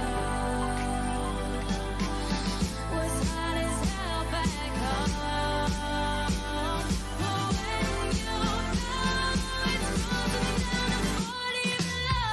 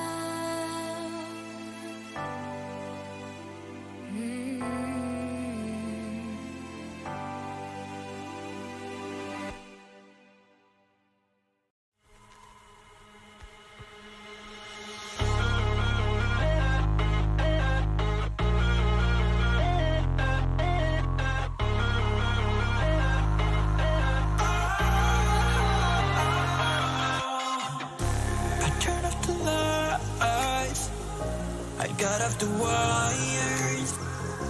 When I close my eyes, disconnected and tired. I see you.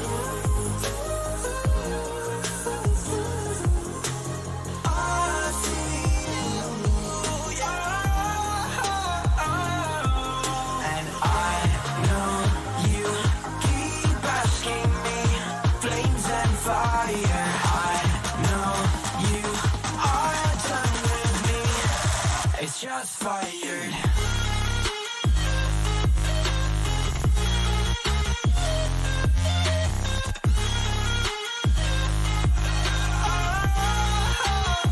It's just fired.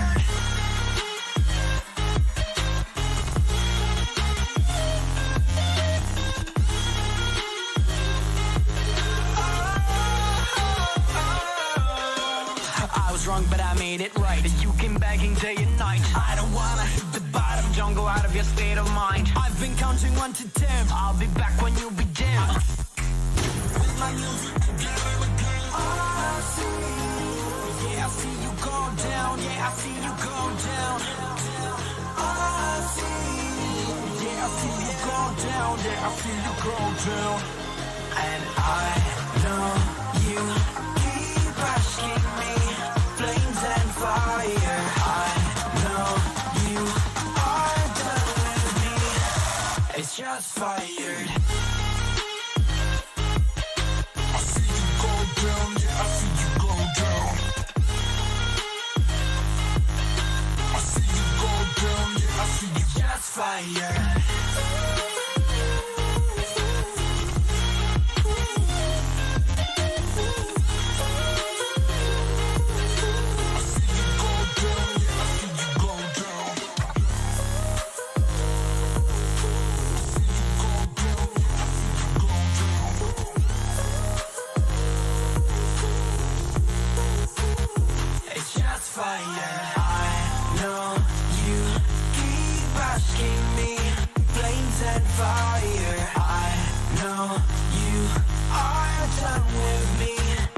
It's just fired. I'm just enough to make you smile, and you need me to hold you close, and all your fears that you dream of, well, they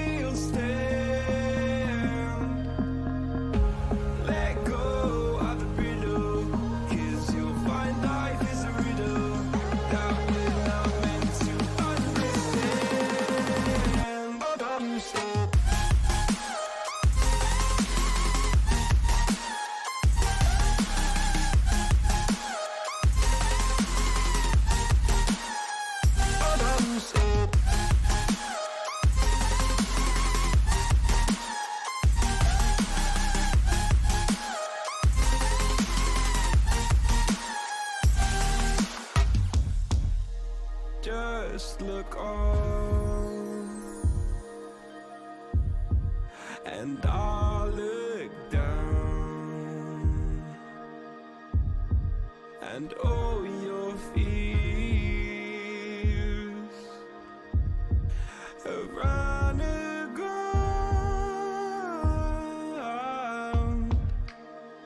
Then you said, all I ever wanted was to love like this. All I ever needed was to feel like something more than a closed door flat on the floor.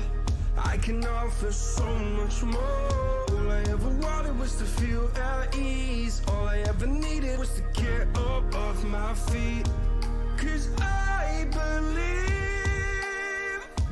in hold on just a little. We'll meet right here in the middle ground is where we'll stand.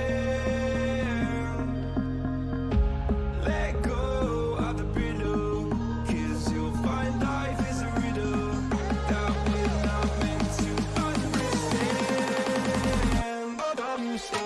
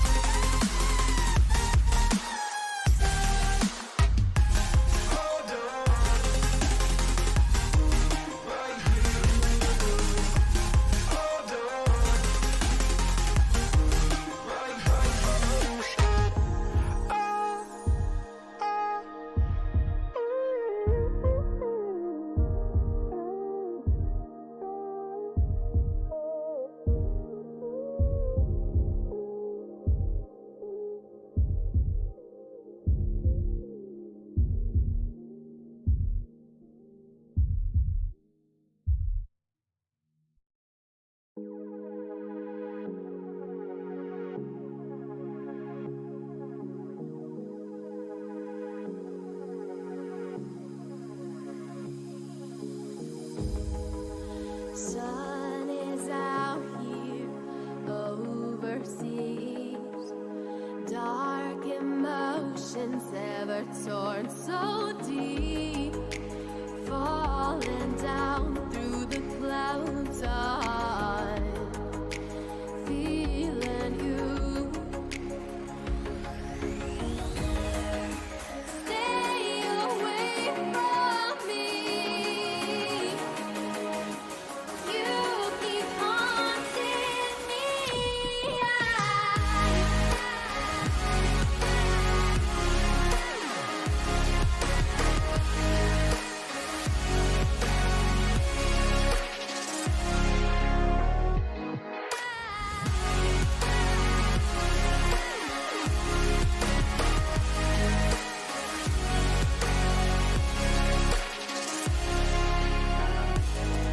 I feel that I've been chasing dreams.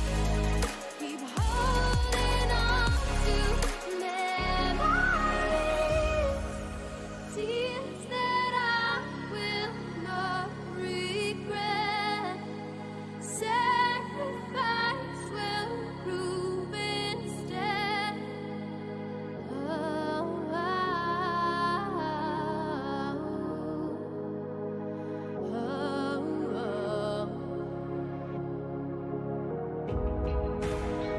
Through the landscapes I review, can't be honest, I know you too.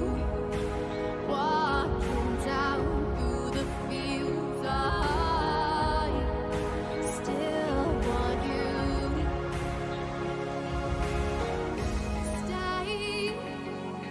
Stay away from me.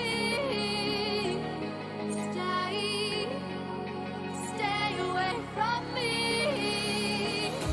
Stay away from me. You. Hey everybody, apologies for this. We are just very quickly going to be switching up some of our observing a team around, so the stream will go offline very briefly, and we'll be back with what is going to be a great game. I know Andy's very excited for it. I'm very excited in Elevate and War, so don't go anywhere. We'll be back in the stream in just a moment.